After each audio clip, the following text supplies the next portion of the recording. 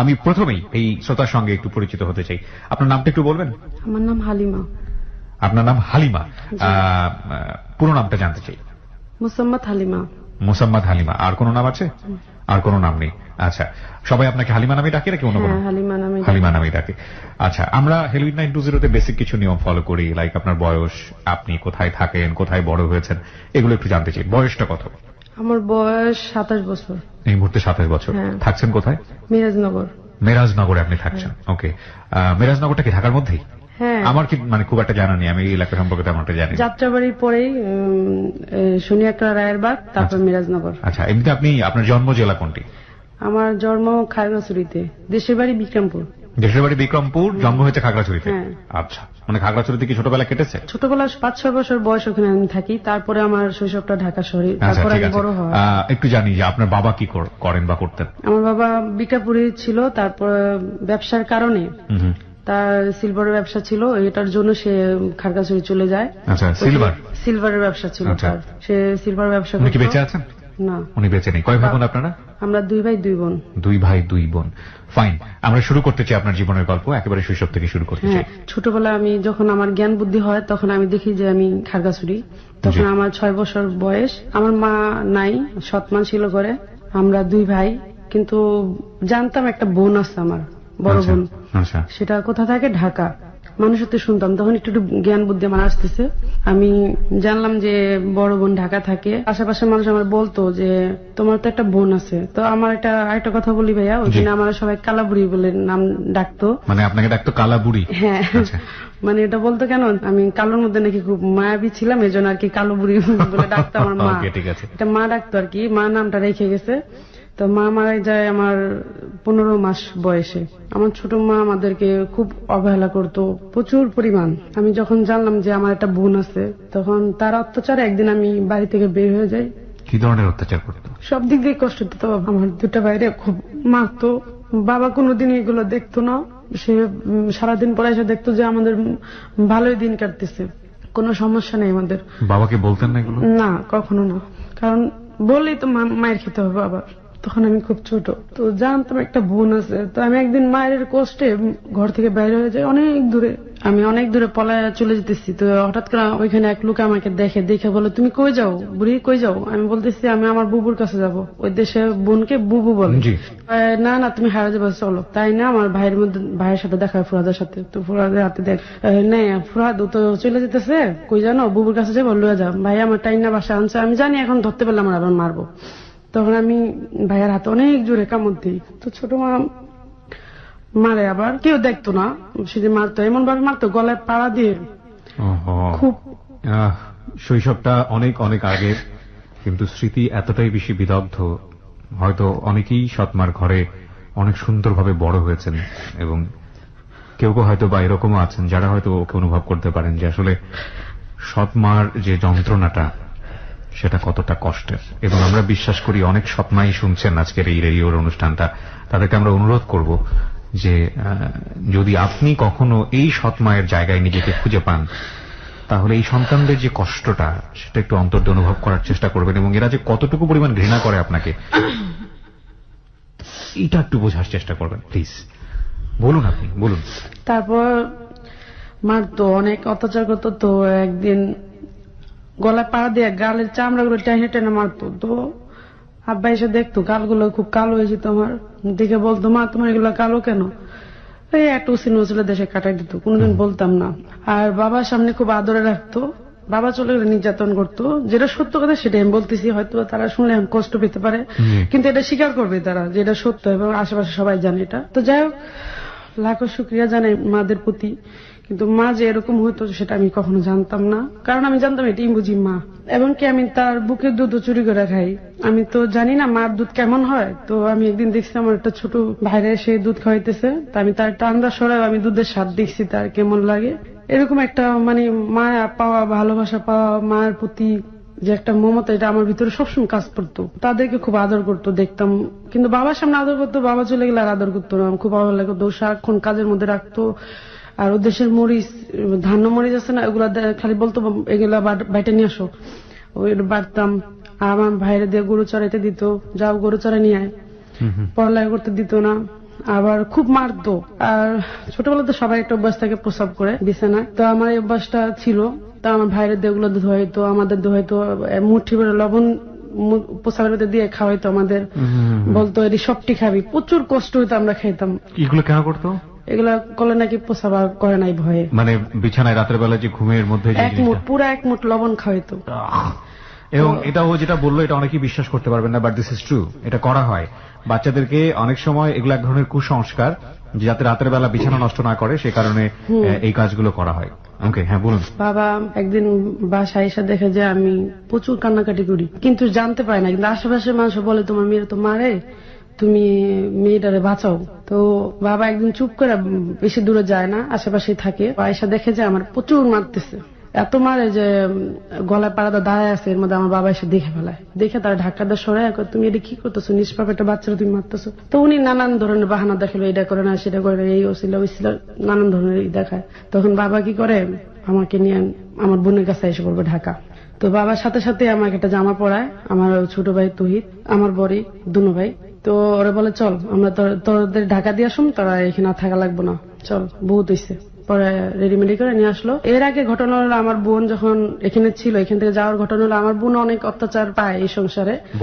বড় বোন হ্যাঁ, আকলিমা, যখন তার 12-13 বছর বয়স, তখন আমার মা মারা যায়।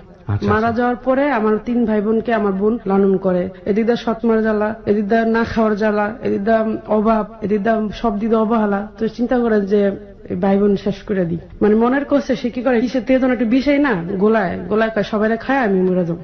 তো আমার কুলে নিয়ে আদর উদর করে কান্নাকাটি করে 20টা আমার সামনে আনে খাওয়ানোর জন্য আমি লাত্তিতে ফালাই দিই। ছোট ছিলাম, বুঝতাম না। ফালা দেওয়ার পর আফা আমার পেঁচাদের অনেক চিৎকার করে, সংগ্রাম করুন তোমাদের নিয়ে, আমি তোমাদের নিয়ে বাঁচবো। তখন আমাদের ওই অবস্থা ফেলাই দেয়, সে ঢাকা এসে পড়ে। ঢাকা এসে আমার ফুপুর কাছে কাজ করে, সে কালীগঞ্জে আমার ফুপু থাকতো, বড় ফুপু। ফুপুর বাড়িতে আমার বোন এসে থাকে এবং ওখানে কাজ করে। তো এদিকে তো আমরা এত ঘটনা তো সময় আমি জানি না, আমি তো জানি পরে। তো যখন আমার বাবার রওনা দিল আমাদের নিয়ে, যে চলো তোমাদের নিয়ে যাই, ঢাকা আসলাম। আসার পরে দেখলাম যে আপুর বিয়ে হয়েছে। তো আপু বিয়ে করে কেন, আপুর একটা উদ্দেশ্য, যে আমার যে যন্ত্রণা পাই আমি এখান থেকে আসছি, আমার 3টা ভাই বোন আমি বিষ খায় মেরে ফেলতে চাইছি, সেই ভাই বোনের নামের আমি যুদ্ধ করে তাদের বাঁচানোর জন্য ঢাকা শহরে আসছি, তাদের বাঁচানোর জন্য আমার কিছু একটা করার দরকার। তো আপা চিন্তা করলো যে আমি যদি একটা আনমেয়ের ছেলের বিয়ে করি, সে আমার ভাই বোন দেখবো না, আর যদি একটা বয়স্ক বা বউ মরে গেছে এরকম একটা লোকের বিয়ে করি, তাহলে মনে হয় ভাই বোন দেখবো। তো ফুপুর বাড়িতে কাজ করতো।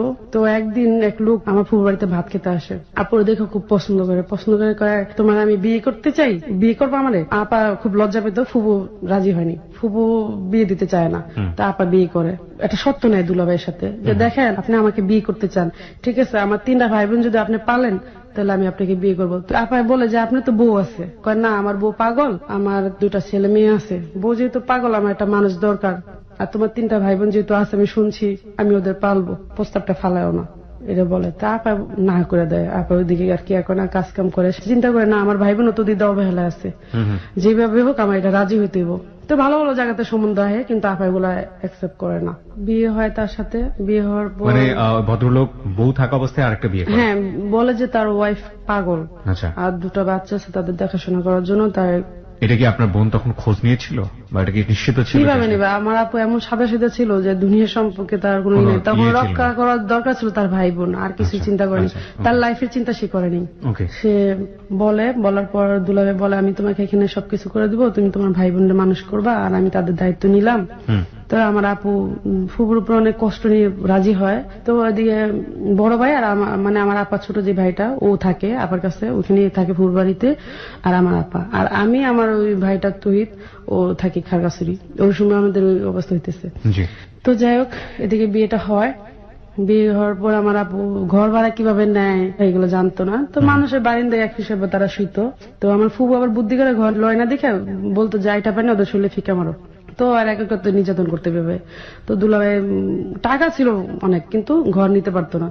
তারপরে ঘর নিল, নেওয়ার পরে তারা সংসার গোছালো। এর মধ্যে বাবা আমার নিয়ে আসে, ওই যে মা মারতে দেখে তখন নিয়ে আসে।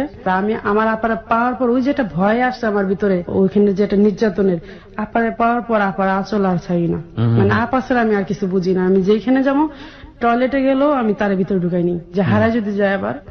দুলাভাই খুবই আদর করে আমাদের সন্তান, যেভাবে পালে ওইভাবে আদর করে প্রচুর। হঠাৎ একদিন আপা শুনতে পায় তার ওয়াইফ আছে, সে পাগল না, না, সে আসে আপার বাড়িতে, আসার পর অনেক খারাপ ব্যবহার করে। কয়দিন পরে শুনে আবার একটা বউ আছে, মানে আরো একটা বউ আছে? হ্যাঁ, আরো একটা বউ আছে। সেটাও বেশ। শুনে তো আপা অবাক। আপা আবার একটা জিনিস ভাবে, আমার ভাই বোন তো সুন্দরভাবে পালতেছে, তার অর্থ দিক দিয়ে টাকা পয়সা দিক দিয়ে ভালোই ব্যয় করতেছে আমাদের প্রতি, থাক আমার ভাই বোন যদি মানুষ হয় আমার আর কিছু দরকার নেই, এদের উপরেই আমার জীবনটা চলুক। তো যাই হোক, দুলাভাই ব্যবসা বাণিজ্য করতে আস্তে আস্তে অনেক টাকা পয়সার মালিক হলো, আস্তে আস্তে দিন ঘুরলো। তখন আমাকে যদি কোনো স্কুলে ভর্তি করে তো দুলাভাই একটু হিংসা ভাবে নিত। ওই কি করতো, এমন দূরে যায় বাসা নিত জানি আমি স্কুলে আর না আসতে পারি। তা আবার যখন ওখানে ভর্তি করে, তা আবার এমন দূরে যায় বাসা নিত যেন আমি স্কুলে না আসতে মানে পারি। আপনাকে স্কুলে পড়া কেটে চাইতো না? পড়তে দিত না আমাকে দুলাভাই? হ্যাঁ। কেন? মানে এটা হিংসা কাজ করতো কেমন যেন, মানে এটা কেমন যেন সে এই খুব ভালোবাসে, আবার এই সে কেমন জানো। আচ্ছা আচ্ছা। একদিন তার ওয়াইফাই সে ঘর ভর্তি মাল সাবানা থাকে আমার বোনের, সব নিয়ে যায়, নিয়ে পুরো পাখার মধ্যে দিয়ে যায় আমাদের। দেখতাম প্রচুর কাঁদতো আমার বোন, সেদিন কানলে আমার বোন আমি অসহায়ের মধ্যে তাকে দেখতাম, ভাবতাম যদি বড় হয়ে আমার বোনের কষ্ট আমি হইতে দিব না কোনোদিন। তো একদম ঘরে কিছুই থাকতো না। তো দুলাভাই আবার 2-3 দিন পর আবার সব নিয়ে আসতো। তো আবার বাচ্চা কাচ্চা হইতো না, অনেক বছর হয়ে গেছে বাচ্চা কাচ্চা হইতো না, আমাকে পাইলা বড় করতেছে। তো দেখা গেছে একদিন বাসা নিছে, তখন আমি আমার বয়স 11 কি বা 12। তো একটা এলাকার একটা ছিল আমাকে দেখে ছেলেটা ডাইরেক্ট অফার দেয়, আমি তোমার পছন্দ করি হালিমা, তুমি আমার প্রস্তাবে রাজি, আমি আস্তে করে আইসা পড়ি। যেখানে কিছু বলার নাই, আমি খুব মানে বাইরের সমাজটাকে আমি খুব ভয় পেতাম। তো এর মধ্যে আমাদের বাসায় ফুয়াতো ভাই আসা যাওয়া করতো, তার জন্য মেয়েটি দেখতেছে। তো এর মা আবার আমাকে দেখে পছন্দ করে আপনার কাছে প্রস্তাব জানায় যে আমি তোর বোনটারে পছন্দ হয়েছে, আমার ভাল লাগছে, আমি নিতে চাই আমার ছেলে। তা আমার আপু কয় তোমার ছেলের তো বয়স ওর থেকে অনেক পার্থক্য, তো কিভাবে হয়। আপা আবার যার জন্য প্রস্তাব দিয়েছে তারাও খুব পছন্দ করতো, ভালো জানতো যে না আমার বোনের যদি এরম একটা ছেলের সাথে বিয়ে হয় খুব ভালো। এদিক দিয়ে আবার ওই যে এলাকার মধ্যে যে ছেলেটা ও আবার আমার খুব জ্বালাতন করতেছে, তারপর যেতেছে এদিক দিয়ে আবার দুলাভাই প্রতিদিন ঝগড়া করে ঘরের মধ্যে আমার জন্য। ঝগড়া করে কেন, যে ওই যে সতীন মানে ওনার ওই 2 ফ্যামিলি আছে, মানে আমার দুলাভাই এমন একটা মানুষ যে তারা শক্ত করে মুঠি করে ধরবে, তার কাছে সে ধরা দিবে, আর যে তারা মানে আদর করবে একেবারে খুব ভালো দামে, তার মূল্যায়ন সে দেবে না। তো এইভাবে দিন গেল। তো আমাদের দুঃসম্পর্কের ফুপু হয়, তো উনি যখন প্রস্তাবটা দিল যে আমি আমার ছেলের লেগে ওরা নিতে চাই, তারপর বলতেছে ঠিক আছে। তো ওনারা আবার যৌতুক দাবি করে। তো যে যৌতুক দাবি করে আমার আপু বলে আমার বোনকে এত বড় হয়ে গেছে যে আমি বিয়ে দেবো এত টাকা দেওয়া দরকার নেই। তো যে ছেলেটার লোক প্রস্তাব দেয় উনি আবার আমার যথেষ্ট পছন্দ করে ফেলায়, আসা যাওয়ার মধ্যে দেখে খুব পছন্দ করে। এদিক দিয়ে আবার একটা ছেলে ডিস্টার্ব করে, কোন দিন কোন ঘর ক্ষতি হয়ে যায়, বোনের উপরে একটা ঝড় আসবো, দেখা যাবে আরো অশান্তি। তা পা এদিক দিয়ে প্রস্তাব যখন শোনার পর তো ওরা যৌতুক দাবি করে। তো এখন যে আমাদের বাসা আসা যাওয়া করতো, যে আমাকে পছন্দ করে, উনি বলে যে যৌতুক আমি চাই না, আমি ওরেই চাই। এই ভদ্রলোকের নাম কি ছিল? আব্দুল লতিফ। আব্দুল লতিফ ছিল। সে সম্পর্কে আপনার ফুফাতো ভাই হয়? হ্যাঁ, সম্পর্কের ফুফাতো ভাই হয় আর কি। তো উনি বলে যে আমি যৌতুক চাই না, আমি একটা সুন্দর মনে একটা মানুষ চাই। আর এটা ওর মধ্যে দেখছি, ও ছোট একটা মেয়ে হলো, মানে ওর ভিতরে ওটা অসহায়, ওর মা নাই, তখন বাবা আছে আমার। ওকে, প্রিয় আব্দুল লতিফ, সে আসলে আপনাকে চাইছিল কিন্তু কোনো যৌতুক চাচ্ছিল না। বলুন তারপর। তো উনি ওনার মা যৌতুক ছাড়া বিয়ে করাবে না, অনেক জায়গায় মেয়েটে দেখে, কিন্তু ওই মেয়েগুলো উনি ভাঙায় দেয়। যারাই দেখাইতে নেয় সে যায়, গেলে বলে কি আমার বাচ্চা আছে, বউ আছে, এরকম বললে তার কেউ বিয়ে করবে না। তো ওনার লাইফ অনেক বন্ধু বান্ধব ছিল বা বান্ধবী ছিল, উনি সবকিছু মনে হইতেছে যে আমাকে তার দরকার, এমন কিছু সে ভাবলো। তো উনি আমাকে ঘরেতে তো বের করতে পারে না, বা আমার মন থেকে কোনো কথা জানতে পারে না, কারণ আমি বয়স ওরকম না, ছোট। আমার আপুর সাথে আবার তার ফ্রেন্ডশিপের মতো চলাফেরা, বড় বোনের সাথে বন্ধুর মতোই, মানে ছোট ভাইয়ের মতোই খুব আদর করে আমার আপু, ভালো জানে। তা আমার আপুরে বলে যে আপা আমি একটা ছবি দেখবো, ছবিটা খুবই দুঃখের ছবি, আমি ওরা দেখাবো, লাইফ সম্পর্কে অনেক কিছু জানা যাবে, ওরা আমি নিতে চাই, তুমি একটু যাইতে দিবা। তারপর বলে আমার এত একটু বোন, ও না না ওই সব দরকার নাই, দেখ রে উড়ান্ত বয়স, তোর সাথে দিলে একটা কলঙ্ক হইব। তো বলে না আপা আমার অনেক বন্ধু বান্ধব যাইতেছে, এখানে আমি ওরা না আনলে আমি যেতে পারবো না, প্লিজ। এখানে মানে অনেক অনুরোধ করে পায়াতে ধরে। তারপর বলে দেখ রে এটা সম্ভব না, মানে দুজনের মধ্যে খুব রাগারাগি হয়ে যায়। তো বলে যে তুই কি করাইতে চাস, আমার বউ আমি নিমু, মানে রাগ করে বলতেছে ও তো আমার বউ, আগে পরে আমার বউ হইব। আপাকে একটা কথা হলো, তো আপা থেকে আর ছুটতে পারতেছে না, খুব মানে বিরক্ত। তো একমতে আপা রাজি হয়, তো উনি বলে, দেখ আমি একটা সাদা কাগজ নিবো, সাদা কাগজটা আবার সুন্দরভাবে আমি গুছাই দেবো, তুই একটা কালি আঁচড় পড়বে না। ওরা তক্ক করে, আমি খালি নির্বাক হয়ে তাকাই থাকতাম, এসব কিছু বুঝতাম না। তো যাই হোক, সকালবেলা উঠলাম, আমি আমার আপা গোসল করাইলো, গোসল করানোর পরে আমি ঘুমাই গেলাম। হঠাৎ করে দেখি যে এত সুন্দর ঘ্রাণ ঘরের ভিতরে, চোখ মেলে দেখি যে সে আব্দুল লতিফ বসে আছে, আমাদের তাকায় আছে, চোখগুলো আর খুব লাল, মানে কান্নাকাটি করছে। তো উনি ডায়েরি পড়ছে, লাইফের সবকিছু বাদ দিয়ে সেই কোরআন শরীফ ধরবে, মানে কোরআন শরীফটা তাদের কাছে অনেক বড় কিছু তখন, কিন্তু আমার কাছে তখন ওই সময় আমি কিছুই বুঝি না। তা আমাকে কোরআন শরীফ ধরাইলো, আমার আপু কান্না করতেছে দেখলাম, সেও কান্না করতেছে, তারা ধরাইলো। সে বলল যে আমি হালিমনের দায়িত্ব নিলাম, আজ থেকে সে আমার স্ত্রী, আর আমি জীবনে যতদিন বাঁচবো সেই আমার স্ত্রী থাকবো, তার ছাড়া আমি আর কারো বিয়ে করব না, এটা সে বলে। আমার আবার বলতে বলে যা যা, আমি তা বলি। আমার বলতে বলে যে তোমার জীবনে একজনই, আর তোমার জীবনে আর কেউ আসবে না, তুমি ওর এই স্বামী বলে গ্রহণ করলা, বলো। আমি এবার ওদের সাথে সাথে বললাম, কিন্তু এটা যে অনেক বড় মূল্য, এটা আমি তখন জানি না। প্রথম কথা হচ্ছে যে আমি যদি রিলিজিয়নের জায়গাটা থেকে বলি, ধর্মের জায়গা থেকে বলি, তাহলে এটা পুরোপুরি অন্যায়। কারণ আমাদের পবিত্র ধর্মগ্রন্থ ছুঁয়ে কোনো ধরনের কোনো শপথ করার কথা কোথাও বলা হয়নি, এবং করলে এটা অপরাধ হবে, গুনাহ হবে। আর বিয়ে পড়ানোর একটা নির্দিষ্ট নিয়ম আছে, সেটা আমাদের ধর্মে বলে দেওয়া হয়েছে। সুতরাং এই পদ্ধতি বাদ দিয়ে অল্টারনেটিভ কোনো কিছুর কথা বলাও হয়নি, সুতরাং এটা করার কোনো নিয়ম নাই। কিন্তু অনেকেই আমরা বিশ্বাস পাওয়ার জন্য পবিত্র কোরআন শরীফের উপরে হাত রেখে ধরনের শপথ করে থাকি, যেটা কবিরা গুনাহ এবং অন্যায়। এ ধরনের কাজ আল্লাহ পছন্দ করেন না, এবং এটা যারা করেন সামাজিকভাবে বা পারিবারিকভাবে যেটাই করুন না কেন, নিজেকে সত্য প্রমাণ করার জন্য করেন। অনেক সময় দেখা যায় নিজেকে নিরপরাধ প্রমাণ করার জন্য করেন, অনেকে বিভিন্ন ওয়াদা নেওয়ার জন্য করেন। এটা কিন্তু ভয়াবহ রকমের অপরাধ। এবং আপনারা যারা ইমাম আছেন, যারা ধর্ম বিষয়ে পড়াশোনা করেন, তাদের কাছ থেকে জানবেন এটা। যদিও আমি স্কলার নই বিষয়ে, কিন্তু এই ধরনের কাজ করা অন্যায়, এবং এই ধরনের কাজ আপনারা করবেন না। এই ধরনের কাজ করে ওয়াদা করলে আল্লাহ অবশ্যই অনেক বেশি বেজার হন। আমরা শুধুমাত্র প্রচার করছি এই কারণে যে ওনার জীবনের গল্পে এটা একটা খুবই গুরুত্বপূর্ণ অধ্যায়, এবং এভাবেই ঘটে গেছে সেই জন্য। কিন্তু আমরা অনুকরণের জায়গা থেকে অবশ্যই আপনাকে নিরুৎসাহিত করতে চাই, এমন কাজ দয়া করে করবেন না, এবং কেউ যদি করে তাকে আপনি অবশ্যই নিরুৎসাহিত করবেন। বলুন তারপর। তো আমাকে রেডি করে দেয়, আমি রেডি হয়ে বের হই, মানে নাসর বান্দা সে আমাকে নেবেই। তা আসলাম, টাইটানিক ছবি যখন দেখতে যাব, ঢুকতেছি। জীবনে প্রথম হলে ঢোকা? ছোটবেলা আপু দুলাভাইয়ের সাথে যাওয়া হয়েছে ছোট থাকতে। যখন এই ছবিটা দেখতে যাব, আমি জানি না ছবিটার কাহিনী আর কি হইতে পারে। হলের ভিতরে যখন ঢুকবো, তখন যে পুলিশরা বলে এতটুকু একটু মেয়ে, বলে এই ছবি কি এই ছবি দেখতে আসছে। আমি কি এই কথা কই কেন, কত ছবি তো দেখলাম, এই কথা তো শুনি না। খুব ভয় পেয়ে গেলাম। তো সে আবার মানে মিটি করে হাইসে লয়ে গেল আমারে। তো ওনার বন্ধু বান্ধব তো কেউই দেখি না, শুধু আমি।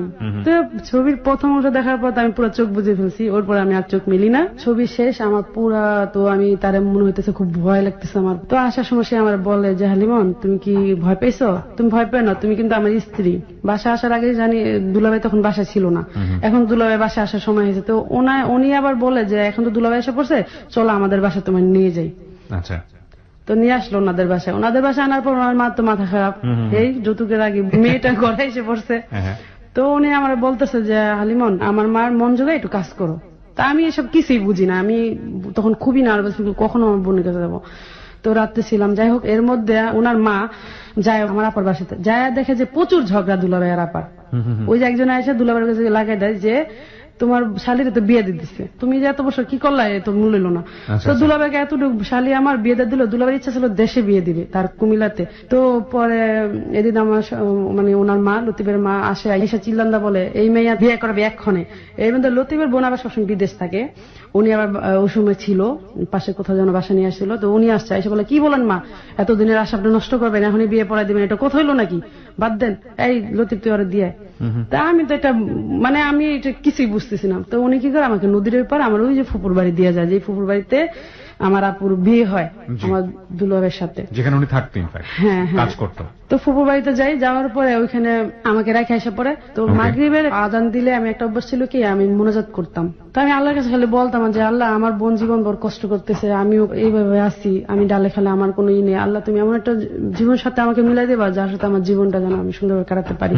তো লতিফ যখন আমার কাছে দেখা করতে আসতো, তখন অনেক দিন ওর বোনে আটকে ফেলাইতো, ওরে মানে 4-5 জন লোক লাগাই রাখছে আমার কাছে না আসতে পারে। তো লতিফ যাই হোক যৌতুকের জন্য পাগল না, আমাকে বিয়ে করার জন্য সে প্রচুর পাগল ছিল। যেভাবে ওর জীবনে আমি কলঙ্ক দিচ্ছি, এইভাবে আমার দিয়ে তো এটা হইতেছে। এখন ওর দুলাভাই গ্যাঞ্জাম করতেছে, যাক আমি ওরে বিয়ে করবো, আর এই মেয়েটা আমার ঘরে নিতে হবে, এটা এতিম মেয়ে।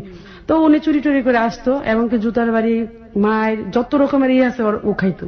ওর বোন খুব বাজে ছিল, মা এবং বোন প্রচুর অত্যাচার করতো ওনার প্রতি। তো উনি দোকানের মধ্যে 4-5 জন কর্মচারী রাখতো। তো সে কি করতো, কর্মচারীরা খুব ভালোবাসতো ওরে। তো ওনাদের পড়ায় পড়ায় আইসা পড়তো, ঝড় তুফানে নদী পাড়ে, বুড়িগঙ্গা নদী, কালীগঞ্জ ওই পাড়ে যেতে গেলে বিশাল নদী। তো একদিন ভাবে নৌকায় বসে বসা যে হালিমনে যদি যায় দেখি, এখন ও তো অনেক লাজুক বা এরকম, যদি আমি যাই দেখি যে কোনো ছেলের সাথে কথা বলতেছে বা ইটি, তাহলে আমি ওর জীবনে আর যাবো না। তা আল্লাহর কি রহমত, মানে আমি যে এটা করতাম তো আর জানে না। তা আমি আয়সা দেখে যে আমি মোনাজাত করে চোখের পানি অজরে ভাসতেছে, আর আমি মোনাজাত করে এইভাবে রাখছি মুখটা, মানে 2 হাত ঢেকে রাখছি। তো আমি অনেকক্ষণ পর চোখ মিলা ঘুরে দেখি যে সে চোখের পানি ফালায় আমার বলে কি, আসলে আমি অন্যায়কারী। নিজে বলতেছে যে আসলে তুমি এত ভালোবাসো আমারে, মানে অবাক হয়ে যায়। যাই হোক আমি অবাক হয়ে গেলাম। তো ওর দেখা যাই হোক, ও আমার একটা বুদ্ধি শিখা দেয় যে আমার ফ্যামিলির থেকে আমার অনেক বিয়ে চাপ দিতেছে, হালিমান তোমার একটা কথা জিজ্ঞেস করো, তুমি মাথাটা নাড়বা। আমি কি আচ্ছা ঠিক আছে। তো এর মধ্যে ওর অনেক জায়গায় বিয়ে লেগে নেয়, চুল ফালাই দেয় যেন ওরা কি পছন্দ না করে। তো তারপরও মাথা চুল ফালাই দেওয়ার পরে ওরা পছন্দ করে ফেলায়, মেয়েরা খুবই সুন্দর দেখতে। তো দেখা যায় পছন্দ করে ফেলা অনেক একটা বিরক্তকর না, যেখানে তো এখন বুদ্ধি, একটা টেকনিক্যাল একটা বুদ্ধি করে যে তুমি এই কথাটা বলবা। আমি আচ্ছা ঠিক আছে, খালি মাথা ডালারবা গাছা। তো ওরা ভাই বোন আসছে, এসে বলতেছে হালিমন তোদের মধ্যে নাকি কি হয়েছে। আমার ভাসুর বলতেছে, আমি আবার ওই যে বলছে মাথা লাড়তে, উনি আবার দাঁড়ায় আমার মাথা লাড়তে বলতেছে, তাই আমি আবার মাথা লাড়লাম, কিন্তু এখানে যে কি কথা সেটা আমি জানি না। পরে শুনলাম কি যে উনি মাথা লাড়ার উদ্দেশ্য হলো আমার গর্ভের সন্তান আছে, সেটা যেন আমি তারে বলি, কিন্তু আমি কিন্তু এটা কিছুই জানি না। মানে উনি এসে আপনাকে একটা প্রশ্ন জিজ্ঞেস করবে, সেই প্রশ্নতে আপনি মাথা নাড়বেন, হ্যাঁ মাথা, কিন্তু আলটিমেটলি কি প্রশ্ন কি কিছু আপনি কিছুই জানি না বা জিজ্ঞেস করি না। That's really terrible. ওকে, হ্যাঁ। তো এখন তো তারা বলে কি আর করার, বিয়ে তো হইতেই হইব। তো বিয়ে রাজি হয়, বিয়েতে শুক্রবারে বিয়ে। এখন আমার বোনের বাড়িতে না, ফুপুর বাড়িতে বিয়ে হবে। তা আমার চাচারা আসে, সবাই আসে, বিয়ে সব আয়োজন চলতেছে। তো এর মধ্যে লতিফ আমার যখন যেদিন বিয়ে, সেদিন যৌতুকের জন্য ওর মা আগায় না, মানে ওই বাড়িতে ঠাড়া দেওয়া বসে থাকে। তো উনি তো পুরা রেডি সব, এখন রাত বিকেল 5টা হয়ে যায়। এদিক দিয়ে আমার আপা দুলাভাইয়ের অত্যাচার আছে, খুব কষ্টে আছে, কি করব দিশা পায় না। আপা এবার এক বুড়িতে একটা চেন দিবে বলে, চেনটা লোকের টাকা নেওয়া হাতে দুলাভাইকে দাও, আমি কিনে দেবো। দুলাভাই নিয়ে আমি যাবো না, টাকাও দিব না। তারপর জিদ দেখ কষ্টে যে আমার বোনডারে তুমি শুরু থেকে এরকম করতেছো আমাদের সাথে, মানে আপার একটা কষ্ট লাগবে, আজকে মা নাই, আজকে এরকম করতেছো। তারপর আবার কি করলো, একটা চাকু নিয়ে নিজের পেটে ঢুকে দিতে নিয়েছিল। দুলাভাই আবার ধরতে যায়, আপার হাতে এখন স্পটটা আছে, এটা দাগ পড়া যায় কঠিন ভাবে। তারপর যাই হোক উনি আসে, মানে আমার বিয়ের জন্য সব রেডি হয়। এর মধ্যে ওনারা আসে না যৌতুকের কারণে। তো উনি দেখলাম যে আমার পরে আসলো, অনেক কষ্টে বিয়ের রাজি হলো না। আমার বয়স নিয়ে সমস্যা হয়ে গেছে, 12 বছর 13 বছরে এখন আসে না, সেই মেয়ে বিয়ে দিবে, এখন একটা পুলিশ কেস মিস আছে। তো ওনারা 18 বছর বানায় বিয়ে দিল। যাই হোক বিয়ে হইলো। তো মজার ঘটনা কি, বউ সবার আগে তো কখনো যায় না, আমি সবার আগে দূরে চলে যেতেছি শ্বশুর বাড়ি। কিন্তু তখন আমি বুঝতেছি না এটা কি, বিয়ে হয়ে গেল। হ্যাঁ বিয়ে হয়ে গেছে, আমি সবার আগে দূরে চলে যেতেছি, সবাইকে ফেলেই, মানে আমি আগে হাঁটতেছি। আমার কাছে মনে হচ্ছে এটা একটা খেলার একটা আনন্দ, জিনিসটা বুঝি না একদম।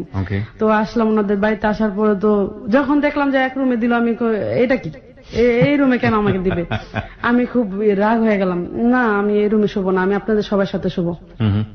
এরপর কান্না শুরু করে, আমি তো আমার আপার কাছে যাবো, এখানে তো আমি এতক্ষণ থাকবো না। যাই হোক ফুফু বাড়িতে আমাকে নেওয়ার পর এমনি এমনি আমাদের সংসার চলতে থাকে। তো উনি যখন বাইরে যায় তখন আমার প্রতি অনেক নির্যাতন হয়। আমার শাশুড়ি আমাকে প্রচুর পরিমাণ খাটায়। ওষুধ তো আমি বুঝি না, যে যেমনি বলে অমনি মন জোগানোর জন্য চেষ্টা করি, সারাক্ষণই কাজ কাম করি। কিন্তু দেখা যায় উনি ঘরে আসলে আমাকে দেওয়ার কাজ করে না, আমাকে খুব আরামই রাখে। তো এর মধ্যে আমার আপু তো বাবু টাবু হয় না, তো উনিও টেনশনে পড়ে যায় যে আমার মনে বাবু হবে না। তো 13 বছর বয়সে আমার গর্ভবতী হয়ে যায় হোক, আল্লাহ পাক আমাকে একটা কন্যা সন্তান দেয়। তো মেয়েটা যখন পৃথিবীতে আসলো, আসার পর আমার বোন তো পৃথিবীতে না পাইছে, তার তখন সন্তান নাই, 18 বছর হয়ে গেছে, 20 বছর হয়ে গেছে, বিয়ে হয়েছে, আমাকে পালছে, আবার বাচ্চাটা পায়া সেই পাললো।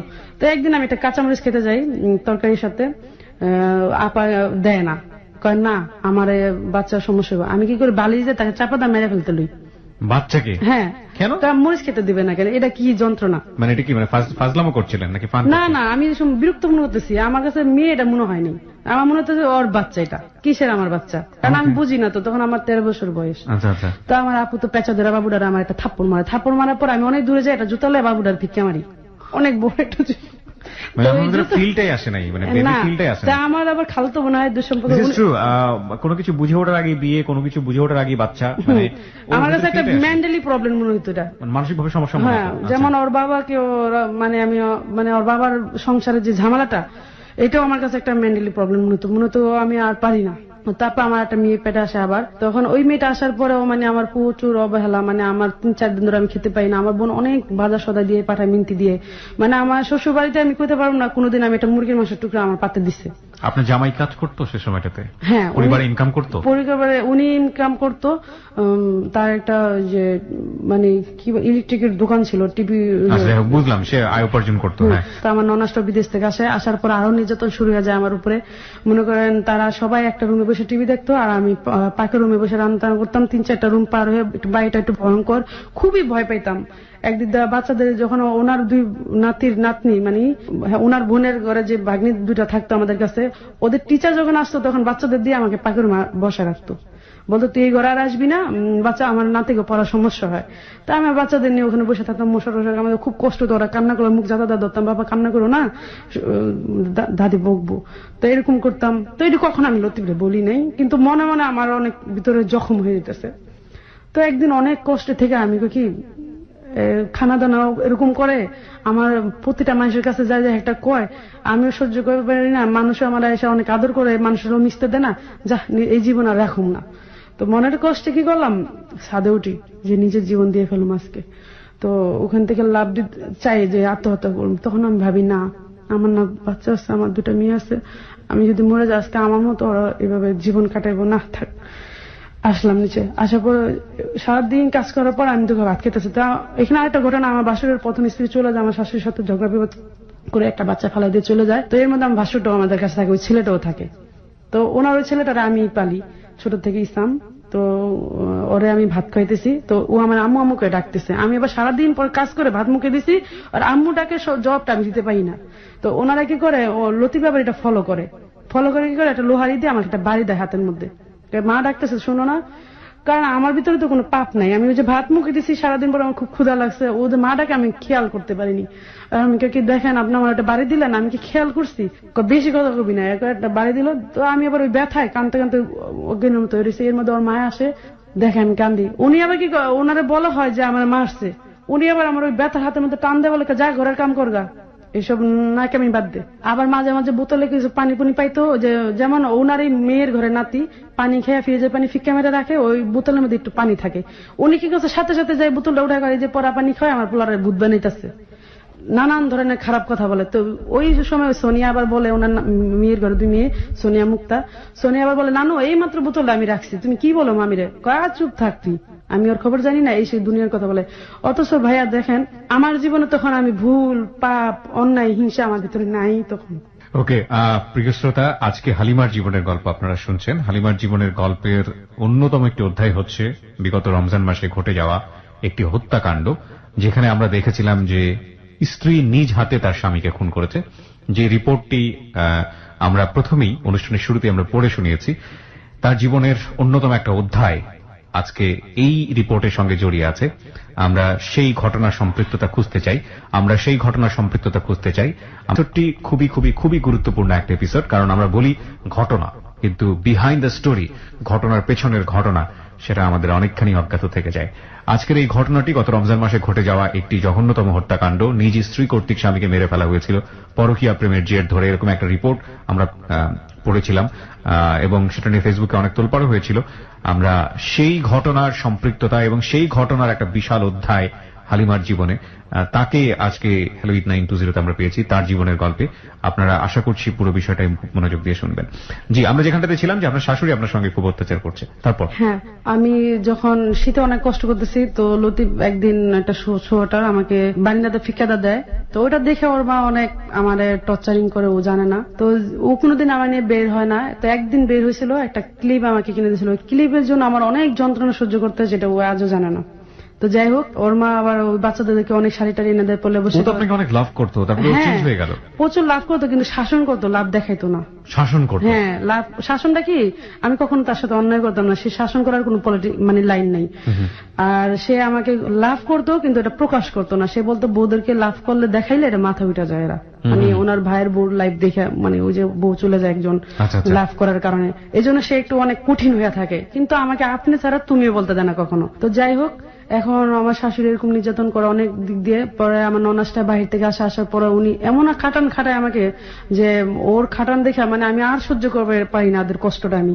তো একদিন লতিফের প্রতি ওরা একটা অবিচার করে, খারাপ ব্যবহার করে, যে আমরা নাকি অবহেলা করি বাচ্চাদের। আসলে ভুল ধারণা।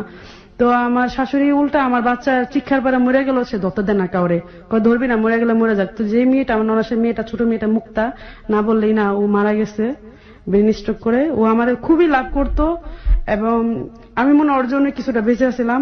আমি দোয়া করবো যেন বেহেশতবান হয়, মানে খুবই খুবই উপকার করতো আমাকে। তো আমার বাচ্চাটা যখন কান্না করতেছে, আমার শাশুড়ি বলতেছে ধরবি না, ওরা জন্ম দিচ্ছে তোকে খেদানোর জন্য।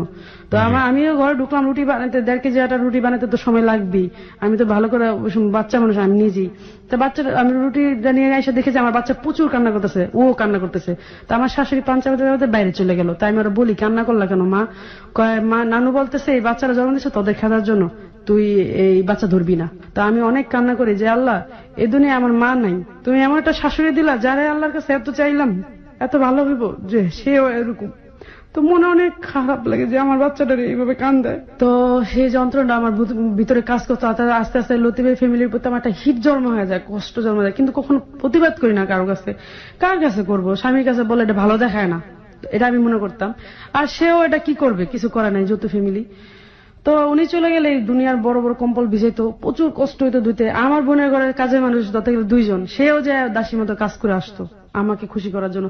আমার বোনের সাথে জীবনে করতে পারবো না, আমার বোন 1 কাপ চা ওই বাসা যায় খেয়ে আসছে, দুনিয়ার জিনিস পাঠায় মিনতি দিয়ে বাজার, কিন্তু আমার বোনে কোনো কান্না ছাড়া চোখে কিছু নিয়ে আসে না। লতিফও অতটা কেয়ার করে না আমার ফ্যামিলির প্রতি। তো যাই হোক, এরকম ভাবে আস্তে আস্তে একদিন ওর বোন আসলো, বাড়িতে আসার পর ওর বোনও নির্যাতন শুরু করে দিল। একদিন আমি এমন চিৎকার দিলাম যে আমি চিৎকার ধরে রাখতে পারতেছি না, কারণ সকাল থেকে রাতের 1টা-2টা পর্যন্ত। আবার রাত্রেবেলা ওনার বোনের তেল মালিশ করে দাও, হাত পা টিপা দাও। তো আমার ভাসুর না সব ফলো করতো, ভাসুরটা খুবই আদর করতো। যখন আমার শাশুড়ি অতিরিক্ত জ্বালাইতো, বলতো মা ভালো একটা প্লেট আপনি ফুটা করেন না, আপনি আমার জীবনটা যা হয়েছে মা, ওর জীবনটা নষ্ট করেন, ওরে কষ্ট দিয়ে না আপনি। আর লতিফ কখনো এটা জানতো না, আমার বাসুর একটু ঘরে থাকতো, তো বাসুর একটু জানতো এটা। তো যাই হোক, এরকম অত্যাচার সহ্য করতে আমার একদিন আমি যখন চিৎকার পেয়ে গেলাম, লতিফ আস্তে করে আমার নিয়ে বের হয়ে গেলাম, বাসুর বডি নিয়ে আসতে, যে আমি জব করুম যদি ওরা না বেরবি। এই আমরা বের হইলাম আমার জীবনে। বের হয়ে আইসা আমরা মাল সামানা সব ফালাই দিয়ে আইসা বললাম, উনি আমার নিয়ে আসলো, 2টা বাচ্চা নিয়ে আসলাম, আইসা রায়ের বাগে বাসা ভাড়া নিলাম। 5 বছর একসাথে থাকি সবাই। এই 5 বছর আমার জীবনে এই ঝড় একটার পর একটা আসি। তো সে আমাকে আলাদা করলো, আসলাম, আসার পর আমার সালার বিছনায় ঘুমাই, অনেক কষ্ট করে দিন পাঠ করলাম। তারপর আবার রান্না করে ধুমসে রান্না করে আমার বাড়িতে দিয়ে পাঠাতো। লতিফের 2 টাকা ভাঙতো না ঘরে। তো এরকম আপা সবসময় দেয়, মানুষের খুঁড়া দেয়, এক একজন এক এক রকম কথা কয়। দুলাভাই ঝগড়া লাগলে এক একটা সব তো বোনের দিয়ে শেষ করতেছ। একটা মেন্টালি প্রবলেম হয় আমার, যে এরকম উনিও উপার্জন ওরকম করতে পারে না। উপার্জন ভালোই করে, সেটা ডাবাটা বেশি খেলে, প্রচুর ডাবা খেলতো। হ্যাঁ, প্রচুর ডাবা খেলতো ফেডারেশন নাম আছে, ওনার খেলতো এখানে। তো উনি বেশি একটা কেয়ার করতো না ফ্যামিলির দিকে, মানে সারা রাতের 1টা বাজে ঘরে আসতো। তো যাই হোক, এখন আমি বাচ্চাদের নিয়ে থাকি, আর আপা রান্না করে পাঠা দেয়, কারণ আমি কুলাতে পারি না তখন বাচ্চাদের। হ্যাঁ, ঘুমাতে উঠে তো সে আমার কোনো হেল্প করতো না, সে তো চলে যেত। আর হেল্প করা তো এটা প্রশ্নই আসে না, সে তো মনে করতো সে রাজা, মানে আমি তার বিবি হিসাবে আমি তার সব কাজ করব। সংসার করতাম কত সত্য, তার সাথে যে একটা যে মনের কথা দেওয়া নেওয়া, এটা আমার জীবনে তার সাথে হয়নি কোনো সময়। তখন মানে ওনার দিকে কোনো সেবা আমার কোনো দিকে কমতি নেই, কিন্তু আমার দিকে অনেক অপূর্ণ আমার ভিতরে, কিন্তু এটা আমি কখনো বলতে সাহস পাই না। যাই হোক, তো এখন ভাড়াটা অনেক বেশি। তো এখন আমার খালতো ভাই বাড়ি কিনছে, তো ওইখানে দখল করার জন্য, তাড়াতাড়ি যাওয়ার জন্য এখানে আমাদের ওই রুমটাতে আমাদের উঠায়। তো এক সাইডে তাদের অফিসের মাল থাকে, এক সাইডে আমি থাকি। ওই বাড়িটাতে 11 কাঠা জায়গার ভিতরে একটা রুম, চারপাশে বাউন্ডারি। বাড়িটা একটু ভয়ঙ্কর ভাব, বাড়িতে নাকি অনেকটা খুন হয়েছে, খুব ভয় পেতাম। বাচ্চাদের নিয়ে একেবারে এমন ভাবে, বাচ্চারা ঘুমাই গেলে এমন ভাবে থাকতাম, ভয়ে আমি কাঁপতে থাকতাম কোন আর্মিতে বসে। তো সে আসলে না আমি কোনো যে একটা রাগ বা দেখাতে পারতাম না, ভয় পেতাম, মনেটা মনেই থাকতো। তো একদিন আপার বাসা ঝিমতেছি বসে বসে, রাতের 1টা বাজে, যে এখন আসতেছে না, এসে আমার নিয়ে যাবো, খুব কষ্ট হইতেছে। ওদিন আমার চোখের পানি অজরে পড়তেছে। তো উনি আসার পর উনি খুব আনন্দময় মানুষ, আসার পর না গান গাই, মানে রিস্কায় উঠে গান গাইতেছে। গান গাওয়ার পর না ওদিন কেন যেন আমার ভিতরে একটু হিট লেগে যায়, আমি একটা ধাক্কা মেরা বসি। ধাক্কাতে সে পড়ে না, সে আমার একটা থাপ্পড় মেরা বসে গাড়িতে। থাপ্পড় মারার পর যা গেল সহ্য করলাম। আসার পর ওই বাড়িতে আসলাম, বাসা আসার পর উনি বিল খুলে আমার 2টা বাড়ি মারে।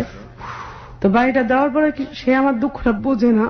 তো যাই হোক, এইভাবে দিন যাইতেছে। লতিফ আমার সাথে বুঝতেছে না আসলে সে ভালোবাসে, বাট ভালোবাসাটা যে কিভাবে স্ত্রীকে দেখাইতে হয়। সন্তানের সামনেই অত্যাচার করে, মানে ছোট দুটো বাচ্চার সামনেই? না, অত্যাচার না, অত্যাচার বলতে কি, সে ওদিনই মারছে আমাকে। সে কিন্তু গায়ে হাত তুলে যত তাও না, মানে হঠাৎ করে মেরে উনি বিরক্ত করছে এটা। আচ্ছা, যে স্বামীর গায়ে ঢাকরা দিছো, এত বড় বেয়াদব, তুমি তো আসলে একটা বেয়াদব। এটা মনে হচ্ছে সে স্বামীর গায়ে। আর আমি যে স্ত্রী, 3টা বাচ্চা নিয়ে মানুষের পায়ের সামনে বসে থাকি, ঝিমি, সবাই থাকে ঘুমায়, কিন্তু সে কিন্তু এটা বুঝতেছে না। ও এত রাত পর্যন্ত বসে থাকে, ও আমার ধাক্কা নিলে মারছে, আসলে কি হয়েছে সমস্যা একটু জানি বা একটু বুঝতেছে, আসলে এসব বোঝেই না ও।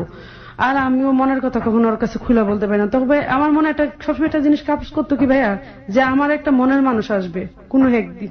মানে এই সংসারে থাকার পরেও আপনার ভেতরে এই জিনিসগুলো কাজ করতো খুব পরে। প্রিয় শ্রোতা, এখানে একটা বিষয় আপনাদেরকে একটু দৃষ্টি আকর্ষণ করছি। কারো কারো কান্নার আসলে কোনো শব্দ হয় না, এবং এটা আসলে বোঝানো খুব মুশকিল রেডিওতে, কারণ রেডিও মানে হচ্ছে সাউন্ড নিয়ে এখানে আমাদের খেলা করতে হয়। উনি আসলে বলছেন এবং ফুঁকে ফুঁকে কাঁদছেন, সেই জায়গাগুলো থেকে আসলে আপনাদেরকে বোঝানো খুব মুশকিল। আমি কেন যেন মনে মনে বলতাম কেউ একদিন আসবে আমার কষ্টগুলো শুনতে, কারণ বোনের কাছে বললে স্বামী খারাপ হয়ে যাবে, আর স্বামীর কাছে বলার মতো সেই এও আমার নাই। তো মনের চাপ। ওনার সাথে আপনার বয়সের ডিফারেন্স কত ছিল? 15 বছর। 15 বছরের মতো ডিফারেন্স। যাই হোক, এখন বোনের এইভাবে দিন যেতেছে। ওই মধ্যে আমি ভাবতাম, আমি একটা অভিশাপে দিয়ে দিছি আল্লাহর কাছে, বললা যে আল্লাহ এরা এত দূর নাও যে আমার কাছে না আসতে পারে। অনেক অজরে চোখের পানি ফালায় আমি কান্নাটা করি খুব কষ্ট থেকে। তো আল্লাহর কি রহমত, এর মধ্যে আপা রাজি হয়, বিদেশ পাঠায়, ওনাকে বাইরে চলে যায়। বাইরে যাওয়ার পরে আমি 3টা বাচ্চা নিয়ে ওই ঘরেই আসছি। তখন একদিন একটা ফকির আসে দিনের বেলা, লোকটা এমন ভাবে ঠেলে আমার ঘরে ঢুকতে চায়, আমি ভয়ে পেয়ে তার বাইরে করে যাতায়াত গেটটা আটকে দিই। কি মনে করে সেইভাবে আসে আমি নিজে যাই না, সন্ত্রাসের মতো ডাইরেক্ট। কেন যেন মনে মনে একটা কষ্ট আসে যে কেমন স্বামী এমন বাড়িতে আমার থুয়ে গেল, কার আসে। এর মধ্যে তার মা আমার ঘরে আসে, আমার কাছে আসে। ওই ভাই বড় বিয়ে করে, ওই বউর সাথে মিলে না, এখন আমার কাছে থাকতো। হ্যাঁ, এখন সে যাওয়ার পর তো নির্যাতন আরো শুরু হয়ে গেল আবার নতুন করে। শাশুড়ি অনেক রকমের ঘরের মধ্যেই করে, কিন্তু কিছু করার নেই কারোর কাছে, কার কাছে বলবো। তো ওর মধ্যে আমার শাশুড়ি চলে যায় দেশে। বাচ্চার বাবা বলতেছে লতিফে বিদেশ থেকে, তুমি দেশে থেকে ঘুরে আসো। তো দেশে গেলাম, আর ওর মামার বাড়ি আমাকে নিমন্ত্রণ জানায়। তো উনি বিদেশ থাকে, তখন তো সবাই আদর করবে স্বাভাবিক। তো ওর মামার বাড়ি গেলাম। যাওয়ার পরে আমার ওই মামা শ্বশুরের 2 ছেলে 1 মেয়ে। ছেলে বড়টা বিদেশ থাকে, ছোটরা নোয়াখালী দোকান না ব্যবসা জানি না। ছোট মেয়ে মানে ওনার মেয়েটা মানে মন ভাবি বলে ডাকে, খুবই আদর করে একটা নাম দেয়, মন ভাবি। তো ও একটা ছেলের সাথে সম্পর্ক ছিল, অ্যাফেয়ার ছিল, যার সাথে এখন তার বিয়ে হয়েছে আর কি। তা আমার মোবাইলটা সে সারা রাত কথা বলতো। তো মোবাইল স্বামী বিজি পেলে যে সমস্যা হবে, এই যে জ্ঞানটা আমার ভিতরে ছিল না। ওকে, হ্যাঁ, ওর সারা রাত ফিস করে কথা বলতো। ওর পাশে কেউ শুইলো, কেউ শুনতে পাইতো না। তো পরে একদিন ও আমারে বলে যে ভাবি আমার ভাইয়ের লোক একটু কথা বলবেন। আমি কষ্ট না, আমি প্রেম করতে পারি না, আপনি একটু কথা বলুন। ও আমার পায়ে ধরে ফেলায়। বুঝিনি কাকে, মানে ভাবি মানে দবির? এই দবির নবীর তো নোয়াখালী, নবীরের ছোট বোন। সে অনুরোধ করে। কাকে অনুরোধ করে? আমাকে। ভাবি, মন ভাবি, তুমি তো আমার বান্ধবীর মতো, আমার ভাইয়ের জন্য না আমি না প্রেম করতে পারি না, তুমি এক কাজ করো, ওর সাথে একটু কথা বলো। মানে নবীরের সাথে কথা বলো? হ্যাঁ, কথা বললে ও বুঝবে বন্ধুত্বটা কি। তা আমি না করি, কারণ আমার জীবনে আমি কারোর সাথে চলি নাই ওই সময়, আমি এটা ভাবার মতো না। তা আমি বলতেছি না, এটা সম্ভব না। তো আমার পা ধরে ফেলে। তা আমি বলে আচ্ছা ঠিক আছে।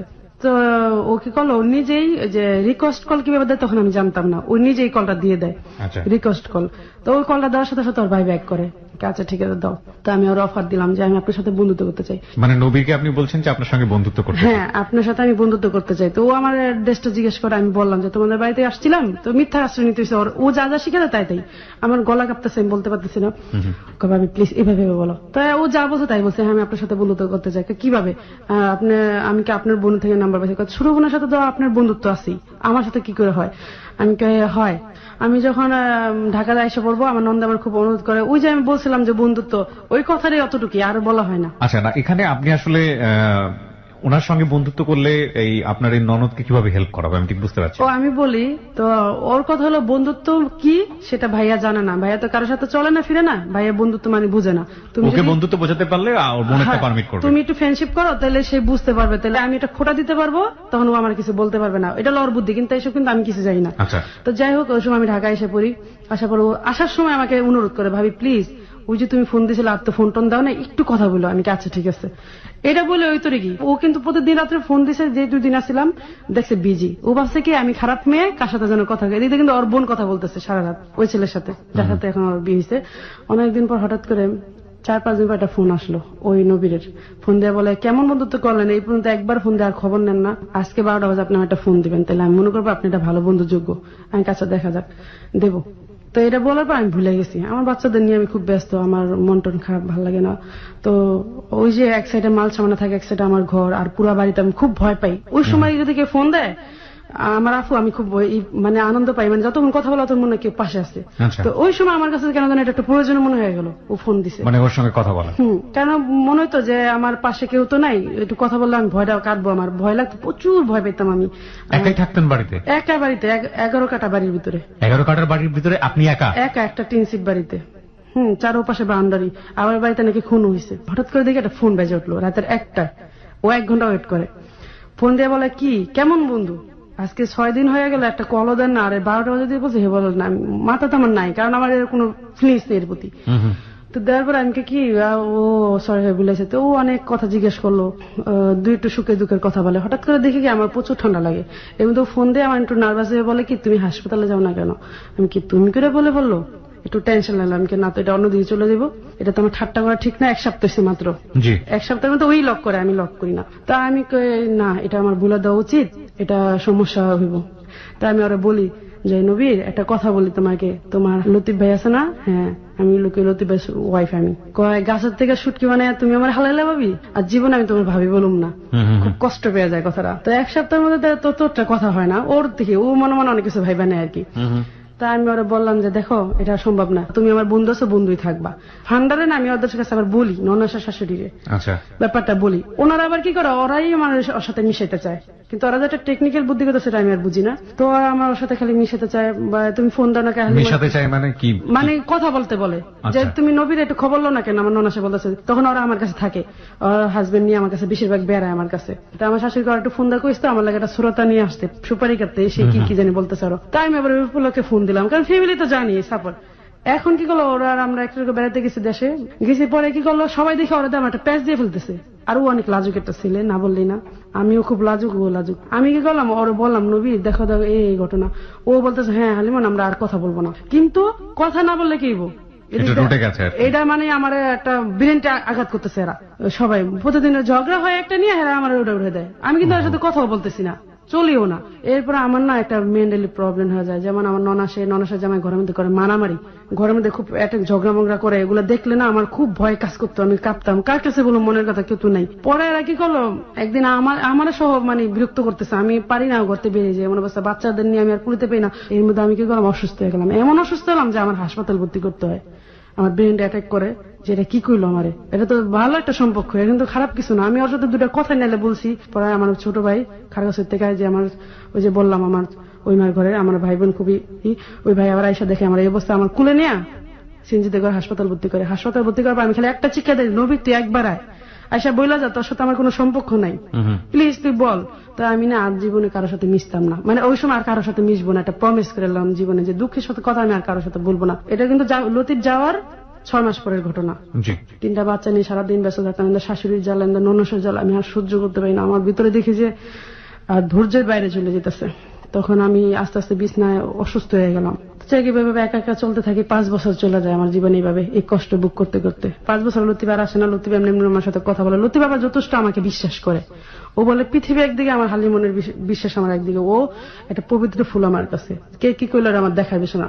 ও সবসময় একটা কথাই বলতো, 10-এ 10 কথা বলবো, আমি এক কথাই বলবো, আমার হালিমন সত্যি, আমার হালিমন পবিত্র, ওর কথা একটা ছিল।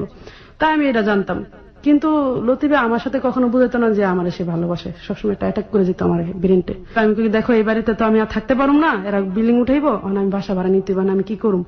যাও তাহলে বাসা ভাড়া অনেক কান্দে কেটে আমি 5,000 টাকা রাজি করে এলাম এরে মাসে দেওয়ার জন্য। তো নিলাম একটা বাসা। তো সেও যখন ছিল তখন খরচটা কমই দিয়ে করা যেত, কিন্তু সে যখন চলে গেছে তখন খরচ আস্তে আস্তে বাড়তেছে, ছেলে মেয়ে বড় হইতেছে, কিন্তু সে এটা বুঝে না। সে ডাক্কা দেয় আপার দিকে, আপা ডাক্কা দেয় তার দিকে। তো পড়লাম নি বিপদে একটা। তো একদিন আপার বাসায় গেলাম, যা দেখি ভাই বিশাল বড় একটা মিলাদ হইতেছে। আচ্ছা, আমার বলে নাই। তো আমি যাই দেখি কি ঘর ভরা জিনিসপত্র মাল সামানা। আমি কে আপারে কি কই মিলাদ দেবো, তুই জাগা বাসায়। আমি কে আপা আমি যামকে, কত দুলাভাই দেখলে ঝগড়া লাগে দিব, তুই জাগা, আমি খাবারটা আগে আগে পাঠাই দিমনি। তখন একটা কেমন লাগে যে আমি ওই খানার যোগ্যটাই সব, এখানে থাকাটা যোগ্যটা আমার নাই। আমার 3টা বাচ্চা লয়ে আমি এত আশা করি, মানে আমার কাছে নাই ওদিন এত কষ্ট লাগছে, পৃথিবীটা লয়ে আমার ভিতরে একটা যন্ত্রণা কাজ করছে। সবাই কেন আমার সাথে এরকম ব্যবহার করে? রাইট।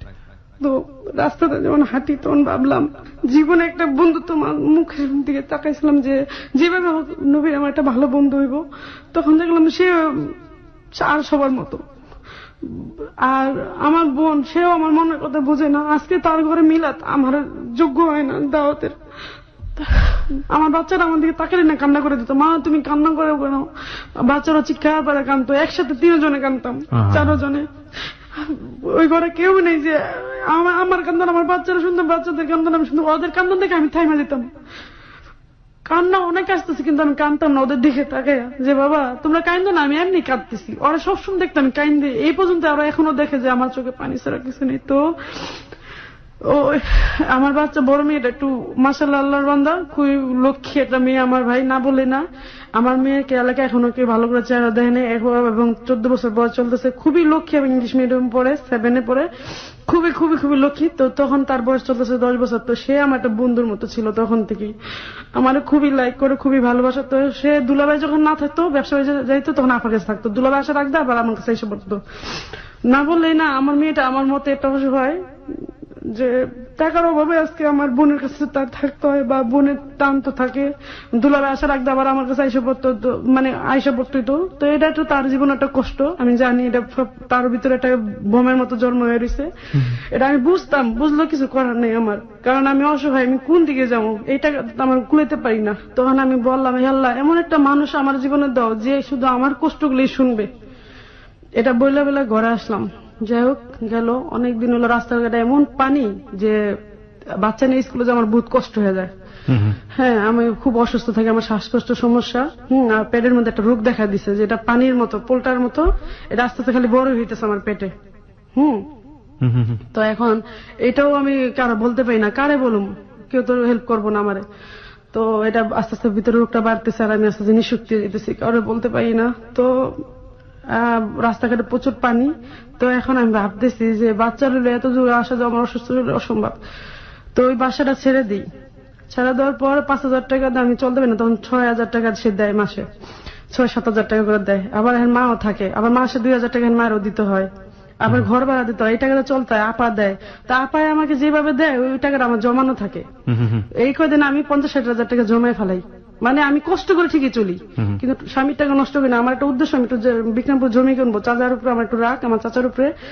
যে আমার এখানে একটা কাহিনী আছে, আমার চাচা আমাদের সম্পত্তি মানে যেভাবে হোক দখল করছে, এই জন্য আমার একটা হিট যে আমি দেশে বাড়িতে একটু জমি করব। তো ওই জন্য আমি টাকাটা জমাইতে থাকি তিলে তিলে। তো ওই টাকাটা আস্তে আস্তে জমাইতে থাকি। তো এর মধ্যে আমি বাসাটা চেঞ্জ করে ফেলাই, কারণ রাস্তার মধ্যে অনেক পানি। তো অনেক দূরে বাসাটা নেই, এক মুদি দোকান, তার পিছনে বাসাটা নেই। তো বাসাটা নেই যখন, ওদিকে আসার সময়, বাচ্চারা স্কুলে যাওয়া আসার সময়, তখন আমি বোরকা পড়তাম না, কারণ আমার মনে কোনো পাপ নাই, কোনো ই নাই, আমি কি নেই কি পড়ব, দরকার কি, আমি ওর ভিতরে ওইসব না, আমি নিজের মনে নিজে চলতাম, কারোর সাথে মিশতাম না। তো বোরকাটা পড়তাম না তখন। তো আমি যাইতেছি, একটা ছেলে হঠাৎ আমার দেখে টিস্কেরি মারে, খারাপ একটা কথা বলে, মানে খুব করে। তা আসা যাওয়ার সময় আমি কেয়ার করি না, আমার কথা অনেকে অনেক কিছু বলবো, এটা আমার দেখার বিষয় না, এত কিছু জবাব দিলে আমি কেমনি কি করবো। তো বাচ্চা নিয়ে আমার প্রতিদিন 4-5 বার যাতায়াত করতে হয়, কারণ আমার শাশুড়ি জীবনও বাচ্চা নিয়ে একটু স্কুলে যাবো না, একটা বাজারও করবো না, বাজারও সামলাইতে হয়, প্লাস বাচ্চাও সামলাইতে হয়, সংসার সবকিছু আমার ঘর বাহির সবই। তো আমি আর পারতেছিলাম না, একা একা একা একা যাই, যতবারই বেড়ে অতবারই ছেলেটা আমার রাস্তা দ্বারা আমার টিস্কারি মারে, খুবই জ্বালায় আছি। যাই হোক, মানে ইফটিস করে। হ্যাঁ, এই ছেলেটাকে কি আপনি চিনতেন নাকি যে কেউ এরকম করতো? যারা তারা ডিস্টার্ব করতো। যারা তারা আমার disturb নতুন করতো, দেখছে, okay. আমি এলাকায় নতুন, তখন মাত্র 1 মাস 2 মাস হয়েছে বাসাটা গেছি, ওর মধ্যেই শুরু করে দিছে। তো আমার তো বাচ্চার সময় একটা 10 বছরের বলো না, ছোট ছোট তখন আমার মেয়েরা, তো এদের নিয়ে আমার প্রচুর হাতে হাতে, আমি প্রচুর বাচ্চাদের জন্য পরিশ্রম করি আবার। তো এটা আবার অনেকে ফলো করে যে ওর মতো বাচ্চা নিয়ে পরিশ্রম করে আমি জীবনে কম দেখছি, মানে বাচ্চাদের ছাড়া কিছু চিনি না, বাচ্চাদের লাইফ ছাড়া। তো বাচ্চারা নিয়ে যেতাম, কোনো সময় রাতে 9টা বাজে কোচিং থেকে আসতাম ওদের আচ্ছা ঠিক নিয়ে। আছে, হ্যাঁ, তো যেটা বলছিলেন আপনি। হ্যাঁ, তো আসতে যাইতে ছেলেটা ডিস্টার্ব করে, তো হঠাৎ করে ওই দোকানের দিকে তাকালাম, তাকানোর পর মানে হঠাৎ করে দেখি কি একটা লোক রক্ত মাখা, চোখে চোখ পলো, মনে হলো 1000 বছরের পরিচিত একটা মানুষ। তো দেখলাম নাকের মধ্যে রক্ত, চারপাশে রক্ত, চোখগুলো আমার দিকে এমন ভাবে তাকায় আছে, মনে হয় সেও আমার চিনে, আমিও তার চিনি, কিন্তু ওরকম কোন ইন্টারেস্ট নিয়ে তাকাইনি। তাকানে কেমন যেন মনে হইতেছে মনের ভিতরে, যেটা মনের কথা সেটা বলতে হয়। তাকায় দেখি যে সেদিন যদি এভাবে না তাকাইতাম তাহলে মনে ভালো হতো। তাকানোর পর দেখলাম যে রক্তমাখা একটা লোক, আমি না কেন যেন তার সামনে যেতে মন চাইলো, গেলাম। আমার বিচারটা দিতে কার কাছে বলবো, ওটা আমার ভিতরেই আছে, কিন্তু আমি যখন দেখলাম লোকটারে, আমি বলি কি ভাই আপনার শরীরে এমন রক্তের দাগ কেন? এই যে দেখা হলো জাফরের সাথে আমার। প্রিয় শ্রোতা, আমরা এই জায়গাটায় ছোট্ট একটা বিরতি নিতে চাই। যারা প্রথম থেকে স্টোরিটা শুনছেন তাদেরকে আমরা আবারও মনে করিয়ে দিচ্ছি, প্রথমেই আমি দৈনিক যুগান্তর পত্রিকার একটি রিপোর্ট আপনাদেরকে পড়ে শুনিয়েছিলাম। গত রমজান এটা প্রকাশ করা হয়েছিল এবং সেখানে আপনারা নিশ্চয়ই জানেন যে রিপোর্টটা খুবই দুর্ধর্ষ একটি রিপোর্ট ছিল। স্ত্রী কর্তৃক স্বামী খুন, এবং এই রিপোর্টের সাথে আজকের এই জীবনের গল্পের অনেকখানি মিল আছে। এবং যেই মানুষটিকে খুন করা হয়েছিল সেই মানুষটি হচ্ছে জাফর। আমরা গল্পের এই জায়গাটিতে এসে যে জাফরকে এখানে খুঁজে পাচ্ছি, সেই জাফরটি হচ্ছে ওই পত্রিকায় যে মানুষটিকে খুন করা হয়েছে সেই মানুষটি। এবং হালিমার সাথে আমরা পরিচয়ের এই পর্যায় থেকে বাকি গল্পটুকু আমরা শুনবো মাত্র 4 মিনিটের বিরতির পর। গল্পে আমি আরজে কিবরিয়া রয়েছে আপনার সঙ্গে। আজকের এই জীবনের গল্প একটি বিশেষ অন্যরকম জীবনের গল্প। আজকের এই জীবনের গল্প শুরু হয়েছে পত্রিকার একটি রিপোর্ট পড়ে। গত রমজানে যারা এই খবরটি পড়েছেন, অবাক হয়েছেন, ফেসবুকে এটার পোস্ট দেখেছেন, তারা হয়তোবা জানবেন। খবরটি ছিল দৈনিক যুগান্তর পত্রিকার, রায়েরবাগে গৃহকর্তাকে গলা কেটে হত্যা, স্ত্রী পুত্র আটক। আমি খবরটা আরো একবার একটু আপনাদেরকে পড়ে তারপর আবার গল্পে ফিরতে চাই। রাজধানীর কদমতলীর রায়েরবাগ মেরাজনগরে বাসার মধ্যে ঘুমিয়ে থাকা স্বামীকে কুপিয়ে এবং গলা কেটে হত্যা করেছে স্ত্রী নূরজাহান। সোমবার ভোর রাতে তাকে খুন করে বাসার সিঁড়িতে ফেলে রেখে যায়। নিহত আবু জাফরের বয়স 38 বছর। পুলিশের কাছে গ্রেফতারের পর স্ত্রী নূরজাহান স্বামীকে হত্যার কথা স্বীকার করেছে। হত্যাকাণ্ডে জড়িত সন্দেহে বড় ছেলে সাইফুলকেও আটক করা হয়। কদমতলী থানা পুলিশ এ তথ্য জানিয়েছে। এই খবর আরো বিস্তারিতভাবে পত্রিকাতে আছে, কিন্তু খবরের ঠিক এই জায়গাটিতে আমার পড়ার একটাই মাত্র কারণ, আপনাদেরকে আরো একবার মনে করিয়ে দিয়েছি। খবরটা পড়ি আজকের হ্যালো 920 শুরু হয়েছিল। আমাদের কাছে যিনি জীবনের গল্প বলতে এসছেন তার নাম হচ্ছে হালিমা। যে জাফরকে মেরে ফেলা হয়েছে, তার স্ত্রী তাকে গলা কেটে হত্যা করেছে, সেই জাফরের সঙ্গে তার যেভাবে পরিচয়, সেই জায়গাটিতে আমরা এখন এসছি। গল্পের জায়গাটিতে আমরা ওখান থেকেই যাব।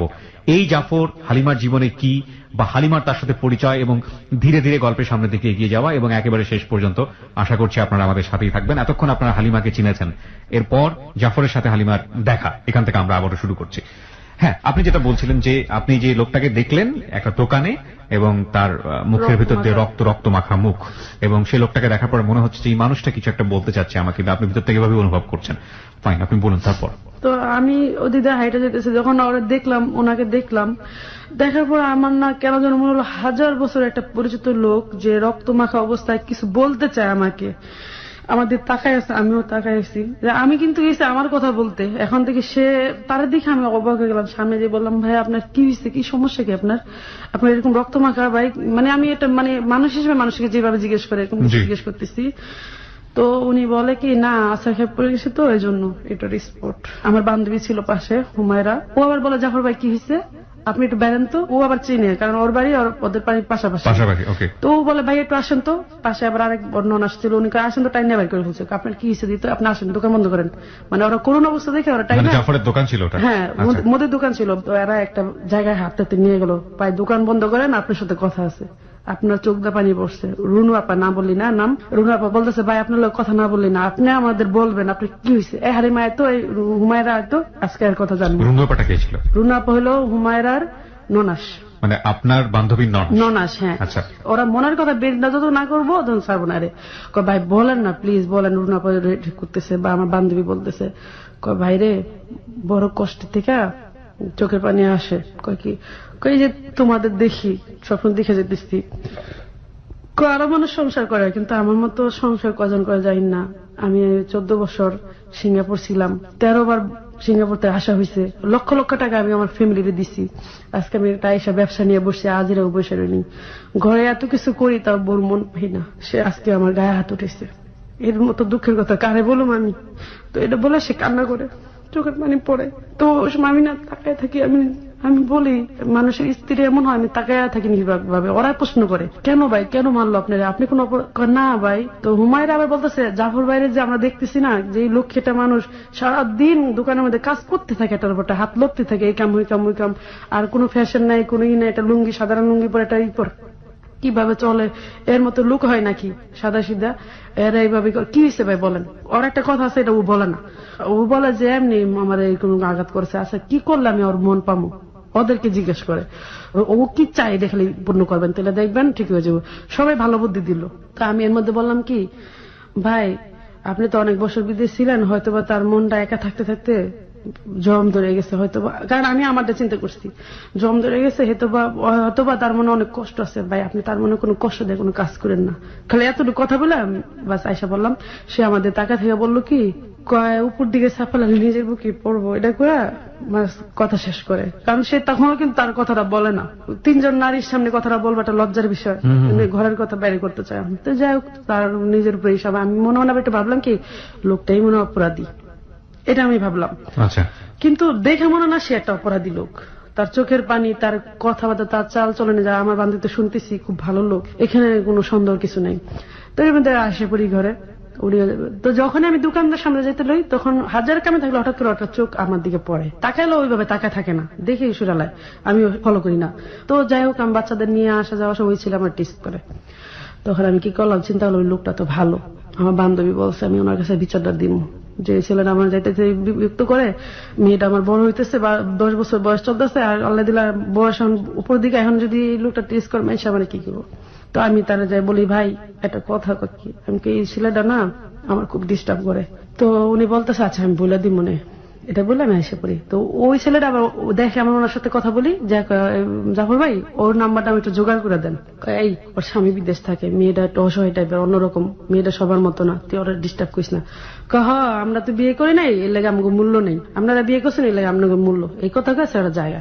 তো এই ছেলেটা কি করে, একটা কে ছিল ছেলেটা ওর বাড়ির পিছনে, ওর বাড়ি মানে আপনাদের ওই এলাকাতেই থাকতো, এলাকায় থাকে ছেলেটা, মানে তারপর কাজ চালিয়ে যেতেছে, এই খারাপ খারাপ কথা বলে আমি মানে আর সহ্য করতে হতেছে না। আমি ছেলেটা এরকম করে ভাইয়ের কাছে বিচার দিলাম, কিছু হলো না, আমি আবার যাই বিচার দিলাম, ভাই ওরা বলেন না আমার ডিস্টার্ব করতে না। তো উনি না ওরা বলে এই তুই ওরা ডিস্টার্ব করিস না দেখ। তো ও না একটু রাগ হয়ে যায়, তো একটা জাল টাকার লোড ও আবার জাফরের দোকানে দিয়ে দেয়, পরে জাফরে দেখি এটা জাল টাকার লোড, কাই তুই যে জাল টাকার লোড দিলে এই টাকা তুই নিয়ে যায়, এই টাকা ছাড়া তুই ছাড়া কেউ দেখ না, 1000 টাকার লোড এই পর্যন্ত সারাদিনে আসে না আমার কাছে। ছেলেটা কি গেল ওর উপরে চেষ্টা গেল গা, ওর উপরে চেতা মানে ওরা আমার একটা ফানে ফালানোর জন্য চেষ্টা লেগে আছে। তা আমি তো আর জানি না, ও জানে না, আর আমার লোক ওর কোনো জাফরের লোক সম্পর্ক না। আমি আসা যাওয়া বাচ্চা লোক ব্যস্ত। তো ছেলেটা কি এমন বিপদে ফালামো ধরে তুই কুলাইতে পারবি না আমরা বলতেছে। তা আমি না খেয়াল করি না, আমি কি এত বড় একটা কথাগুলো আমার মেয়ের নিয়ে আবার কোনো ক্ষতি করে। আমি আমার বান্ধবীর কাছে বললাম, হুমায়ের কাছে, হুমায়রা এই ঘটনা। তো ওকে দাঁড়া, ও তো আমার ছোটবেলায় ওরা প্যান পড়তে দিচ্ছি, এই ছেলে এমন করে দাঁড়া, আমি ডাক দিতেছে এই দিকে তুই ওরা আফা ডাক, কয় না সবার আফা ডাকলে বউ কম করে, ওরা আমার ভালো লাগে।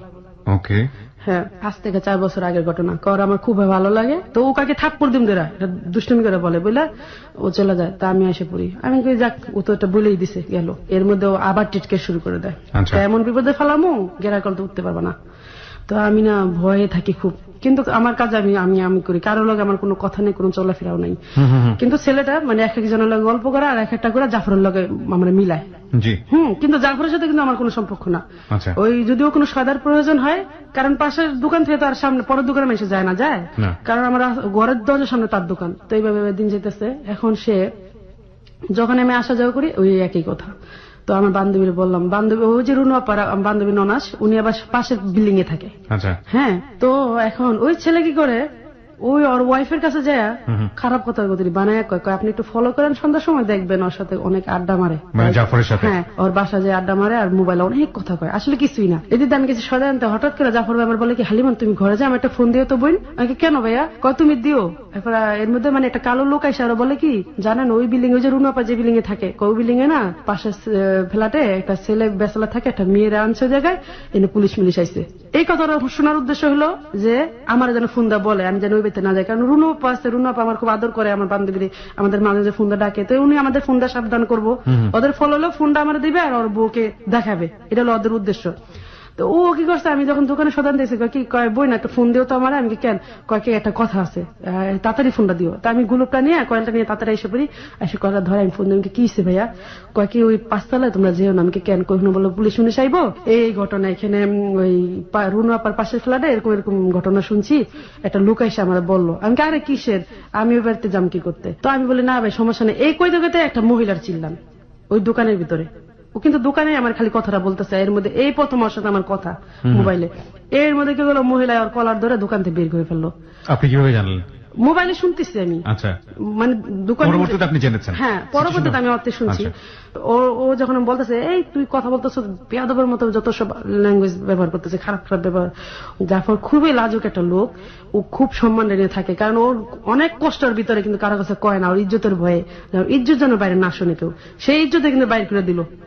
কিন্তু ও কিন্তু আমার ভালো করে জানো না, ছিল না, আমি ওরা চিনি না জানি না, কিন্তু ও জানে আমি একটা মেয়ে হিসাবে খুব ভালো, ও আমিও জানি ওটা ছেলে হিসাবে ভালো, কিন্তু আমাদের সাথে চলাফেরা নেই। এদিকে মহিলা এসে রাস্তা বেরোলো, আর ওই ছেলেকে গেল বন্ধু বান্ধব 20-30 জন একখানে মিলাই নিল। ওই যে ছেলেটা মহিলাকে গেল ওই ছেলের বাড়িতেই, পিছনে আবার ছেলেটার বাড়ি জাফরের দোকানের পিছনে, ওই দোকানের সামনে লয়ে গেল ছেলেটা, ডাক দেয় ওই ওর বউ। নেওয়ার পরে খারাপ খারাপ ল্যাঙ্গুয়েজ করে বলতেছে ওরা ডাকান আমারে, আমার বাচ্চা রয়েছে ঘুমায়া। মানে এই ছেলেটা যতটুকু বুঝি যে আপনাকে যে ছেলেটা ডিস্টার্ব করতো, সেই ছেলেটা জাফরের বউকে গিয়ে কোনো না কোনো ভাবে আপনার সম্পর্কে কান পড়া দিয়েছে। কান পড়া দিছে, এবং ওই কান পড়া অনুযায়ী ওর বউ ওখানে এসে দাঁড়ায় আছে ওর দেখার জন্য, ওই লোকের কথা মতো এসে দাঁড়ায় আছে। আর যখন দেখেছে মোবাইলে কথা বলছে তখনই মোবাইলটাও কথা শুরু করছে কিভাবে, কেন তা বলে কথা কেন, ওই যে একটা লোক পাঠাইয়া আমার কথা কয়েছে, মানে ওইভাবে সিস্টেম করছে।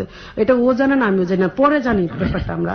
তো আমার যখন ডাকাইলো বাসা, আমি তো পুরো হাত পা কাঁপা, এটা কি হইতেছে, পুরো এলাকা গরম হয়ে গেছে। তখন একটা সিন কেমন হইতে পারে, আমার মনের খবরটা কেমন হইতে পারে, আমার ভিতরে তখন এত কষ্ট লাগতেছে বলে। ঢাকায় নিয়ে সবার সামনে একটা ভরা মজলিসের সামনে আমার বসায় খারাপ খারাপ ব্যবহার, যে মহিলা অনেক খারাপ খারাপ।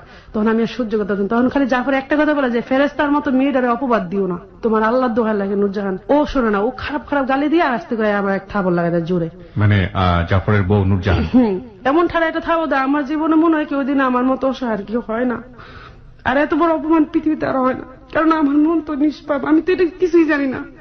তখন এটা অনেকে জানে ওখানে, কিন্তু ওরাই আবার আমার জীবনে এখন বড় একটা ই করে রাখছে, যেটা আমি আজকে বলতে চাই এই জন্যই যে সবাই জানুক।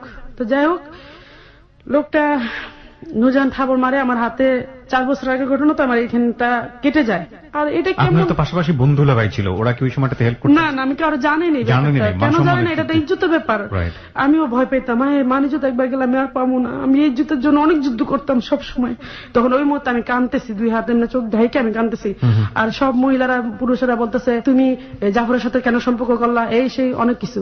জাফর বলতেছে না, আপনারা যার কথা শুনতেছেন এই ভুল শুনছে। জাফর তখন এটা বলে আর চোখ মুখ একেবারে গোলা হয়ে যান, আমার দিকে অসহায়ের মতো তাকায় থাকে।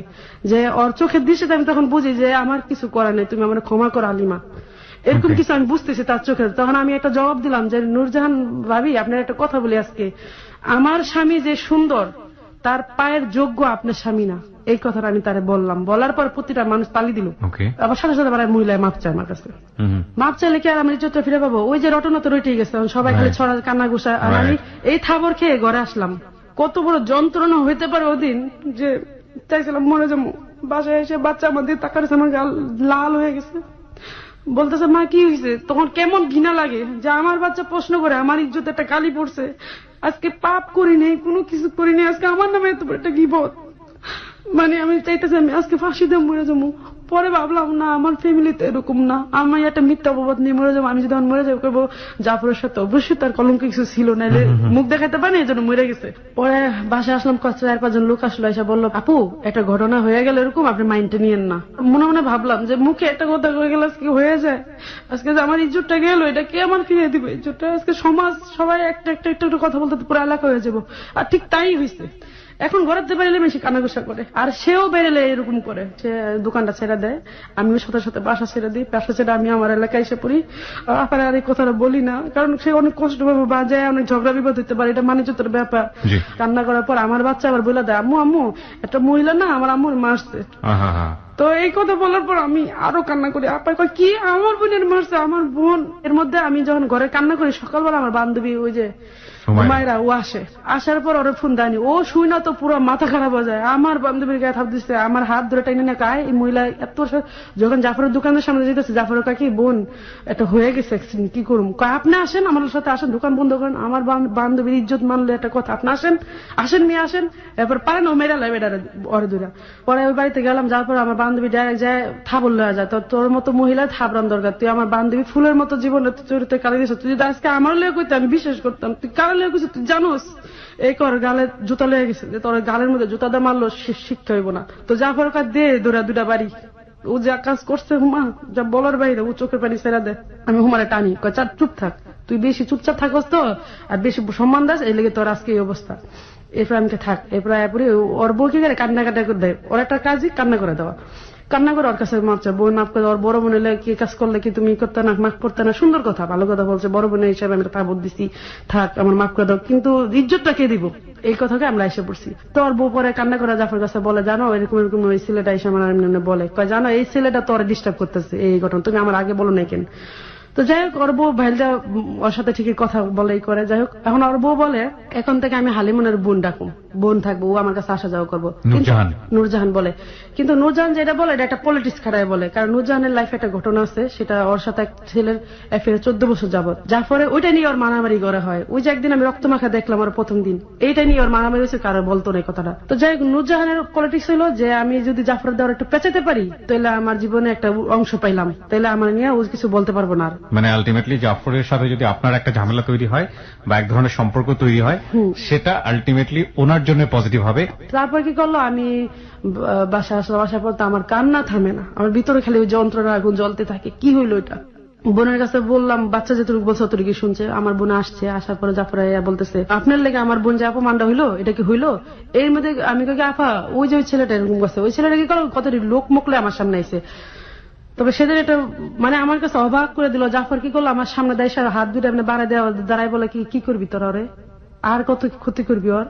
আমি সামনে দাঁড়াইছি নিয়ে আমার মেয়ের এসে ওর মার, এই কথাটাও বললো। বলার পর আরো 3-4টা মেয়ে এসে ছেলের নামে বদলাম করলো কতটি। এর মধ্যে ছেলেটার বড় ভাই আসে, আবার আসার পর ওর একটা থাবর মারে ছেলেটাকে। হ্যাঁ, থাবর মারার পর ছেলেটা আরো যায় চিন্তা। তা আমরা বলি মারার দরকার নেই ভাই, একটু বুঝাই দেন আমাদের সাথে যদি এমন না করে, আর আমার জীবনে যে ক্ষতিটাও করলো এটাকে আমি আর ফিরে পাবো? জাফর আফার কাছে মাপ চা, আফা মাফ করে দেন, বাদ দেন আফা, আমার জীবনে একটা অ্যাক্সিডেন্ট হয়ে গেছে বা ওর জীবনে একটু হয়েছে, আফা মাফ করে দেন। 1 বছর ওর সাথে আমার কোনো কথাবার্তা হয় না, কিন্তু জাফরের ঘরে কিন্তু অলরেডি ঝগড়া আসছি ওই ছেলেটা নিয়ে, যার সাথে ওর ওয়াইফের অ্যাফেয়ার, ওই ছেলের সাথে এবং আরো কয়েকজন সাথে তার অ্যাফেয়ার। তো এটা নিয়ে সবসময় জাফরের সাথে অ্যাটাক হয়। তো একদিন আমি ওই যে আমার একটা স্বপ্ন বিক্রমপুর আমি জমি কিনবো, ওই যে আস্তে আস্তে কষ্ট করে টাকা জমাইতেছি, দিদা আমার স্বামী আমাদের পদ্মা সেতু নাম শুনছেন, পদ্মা সেতুতে আমরা কিছু টাকা পাইছি বাপ মার চাচায় অনেকভাবে এটা খেতে চাইছে। যাই হোক, আমার একটা বুদ্ধির কারণে টাকাটা ফিরে আসছে, এর থেকে চাস্তবের আমার প্রতি অনেক বিলা, যে টাকাটা তারা খাইতে বলো না, যার নামে আছে সে তো পাবেই, যতই তারা ডাইকা রাখুক, সত্য জয়তা হয়। এখন আমরা মানে জমিটা আমি কিনবো, আমি দেখছি এখন আমি মেয়ে মানুষ, আমি তো একা দৌড়াদৌড়ি করা খুব কঠিন। তো আমার ভিতরে একটা হিট কাজ করতো, আমি জীবনে বড় হয়ে দেখাবো আমার চাচারে, আমার ফ্যামিলিরে, সবাইকে দেখাবো। তারা তো আমার খবর লয় না, কেউ আমার দেখাও না। আজকে আমার অর্থ নাই দেখে আমার মূল্য নেই। তো আমি আস্তে আস্তে ওই সেতু টাকাটা পাওয়াতে আমার বোনের ভাগেরটা আমার দিয়ে দেয়, ওটা আমাকে দেয়। আর আমি যে কষ্ট করে টাকাটা জমা ওটা দিয়ে আমি 1 ঘন্টা জায়গা কিনি বিক্রমপুর। জায়গাটা কিনতে গেলে কাগজপত্র সম্পর্কে আমি বুঝি না, তো আমি জানি জাফরে আবার জায়গা জমিন কিনছে, আমি জানি লোকটা খুব ভালো। তো আমি যে ভান্ডারে আমার দলিল করবে, এই ভান্ডারের পরিচয় আবার উনি একদিন আমাকে দিছে, হ্যাঁ মোহরি। তো ওই লোকের কাছে আমি যাই, মুহুরীর কাছে। আমি ভাই আপনি একটু জাফর ভাইয়ের নাম্বারটা লিখে দেন তো। এখনো কাগজটা আমার কাছে আছে, নাম্বারটা লিখে দেয়। 1-1.5 বছর পরে এই ঘটনা হওয়ার পরে এর ঘরে কিন্তু আগুন যাইতেছে আমার নিয়ে, আর আমার ভিতরে কিন্তু কষ্টটা রয়ে গেছে, কিন্তু নাম্বারটা দেয়। আমি এখন কি করবো, আমার তো উপায় নেই। ওর মধ্যে আমার দুলাভাই, যে বোনের কারণে আমি বাঁচতাম চলতাম ওসিল্লায়, সে বোন জামাই বিছনায় পড়ে যায়, সে বাইরে থাকে। 3 বছর পরে আসে, সেই 20 মিনিটের মতো সে বেরিয়ে স্ট্রোক করে বাংলাদেশে পৌঁছার পরে, ঘরে আসার পরে। এর মধ্যে জমিটা আমি যখন কিনতে যাব, জাফর বাইরে আমি ফোন দিলাম, ভাই এই ঘটনা। বোন তোমার যে কোনো বিপদ পড়ুক তুমি আমার বলবা। খুব খুশি হয়, আপনার একটা ফোনের আশা আমি খুব ছিলাম। আচ্ছা ঠিক আছে আমি যাবো, আপনার উপকারটা যদি আমি করতে পারি আমি অনেক খুশি। এদিকে কিন্তু 4 বার তালাক দেয় তার ওয়াইফরে, মৌখিকভাবে। আমার সাথে পরিচয় আগে 3 বার দেয়, এরপরে 1 বার দেয়। আচ্ছা, এটা জাফর নূরজাহানকে তালাক দিয়েছিল মৌখিকভাবে, কিন্তু কাগজে কলমে। এবং এই তালাকটা মৌখিকভাবে দেওয়ার পরেও তারা একসাথে ঘর সংসার করে, একসাথে সংসার করতেছে, বাচ্চাদের দিকে তাকায়া। কিন্তু এটা সম্পূর্ণরূপে স্বামী স্ত্রীর মিল মহব্বত নাই, কেন নাই ওই মহিলা, আমরা বুঝতেই পারছি। কিন্তু ধর্মীয়ভাবে প্রথমবার তালাক দেওয়ার পরেই তো আলটিমেটলি সংসার করার কোনো সুযোগ নাই, মৌখিকভাবে তালাক দেওয়ার পরে। যদিও এটা একটা সামাজিক নিয়ম আছে, কিন্তু ধর্মীয় দিক থেকে এটা সম্পূর্ণরূপে অবৈধ। হ্যাঁ বলুন। তারপরে জাফর একটা রোগ ছিল, ওর পায়ে ব্যথা ছিল, প্রচুর ব্যথা ছিল। ওর একটা রোগ, মাঝে মাঝে 20টা ওর আসলে ও ল্যাংড়ায় ল্যাংড়ায় বাথরুমে যায়। ওই সময় মহিলা কি করতো, বাইরে চলে যেত, ওর প্রতি কেয়ার করতো না। তো ওই যে আমি ফোন দিছি, দেওয়ার পরে ও না বলে, বোন আমার পায়ে তো প্রচুর ব্যথা আছে, আমি যাবো। তাই আমার লয়ে গেল, যাওয়ার পর জমিটা আমার যেভাবে কিনা যায় সুন্দরভাবে করে দিল।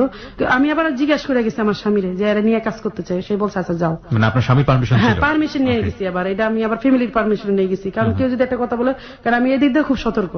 তো জমি 4 কোণা 4টা এল করে না, এল এর মধ্যে সে আমার নাম আর লতিফের নাম লিখলো, হালিমা লতিফ, এখনো সে নামটা আছে। আর আমি আবার অপর সাইডে ইটার ভিতরে লিখলাম শুধু জাফর। সে আমার বললো এই তোমার নাম লিখো না, কিন্তু আমি না আমার নাম লিখবো কেন। পরে একটা নিঃশ্বাস দিল, দেওয়ার পরে কাছে চলো। পরে আমি কি করলাম, ঢাকা আসলাম। আসার পরে লতিফে আমার ফোনটা আমাকে পায় না।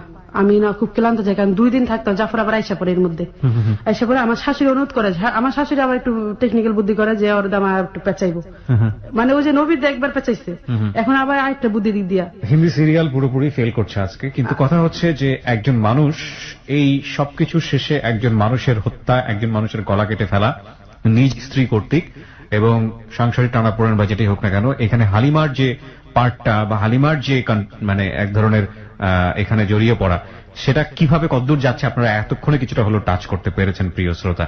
আমরা এই জায়গাটায় ছোট্ট একটা বিরতি নিতে চাই, আমরা শেষ পার্টে ফিরে আসবো। আপনারা যেটা জানতেন যে গত রমজানে নটারোদা যখন গিয়েছে তখনকার রাতের এই ঘটনা, আমরা এক্সাক্ট ডেটটা এই মুহূর্তে মনে করতে পারছি না। পরবর্তীতে ফেসবুকেও আপনারা এই বিধ্বস্ত ছবিটা অনেকেই দেখেছেন, একটা গলা কাটা লাশের, এবং যেটি করেছিল তার স্ত্রী বটি দিয়ে খুন করা, এবং যুগান্তর এটা নিয়ে রিপোর্ট হয়েছিল, অনেক পত্রিকাতে হয়েছে। রায়েরবাগে গৃহকর্তাকে গলা কেটে হত্যা করা হয়েছে, স্ত্রী পুত্র আটক, এবং পরবর্তীতে স্ত্রী নূরজাহান এটার সাক্ষ্য দিয়েছিল। আমরা ঘটনার রেজাল্ট অনেকখানি জেনে গিয়েছি কি, কিন্তু রেজাল্টের দিকে যাচ্ছি আমরা, কেন কিভাবে ঘটনাটা ঘটলো। আমরা ফিরে আসতে চাই ঠিক রাত।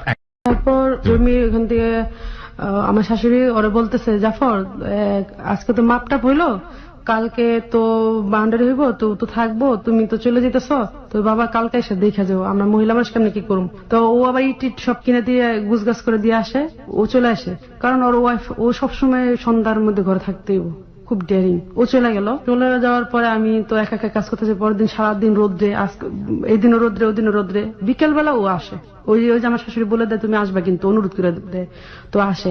আবার একটা ময়াও কাজ করে যে মেয়ে মানুষটা একলা আসবো, আবার ও তো খুব ভীতু টাইপের। আমি নিয়েও আসি, দেখো আসি। যখন ওই যে কাজ হওয়ার শেষে আমি এখন চলে আসবো, জাফর বলতেছে যে আমি তো চলে যাবো, আমার সাথেই আসেন। তা আমার শাশুড়ি বলে আমি আজকে যাবো না, তুমি চলে যাবার সাথে।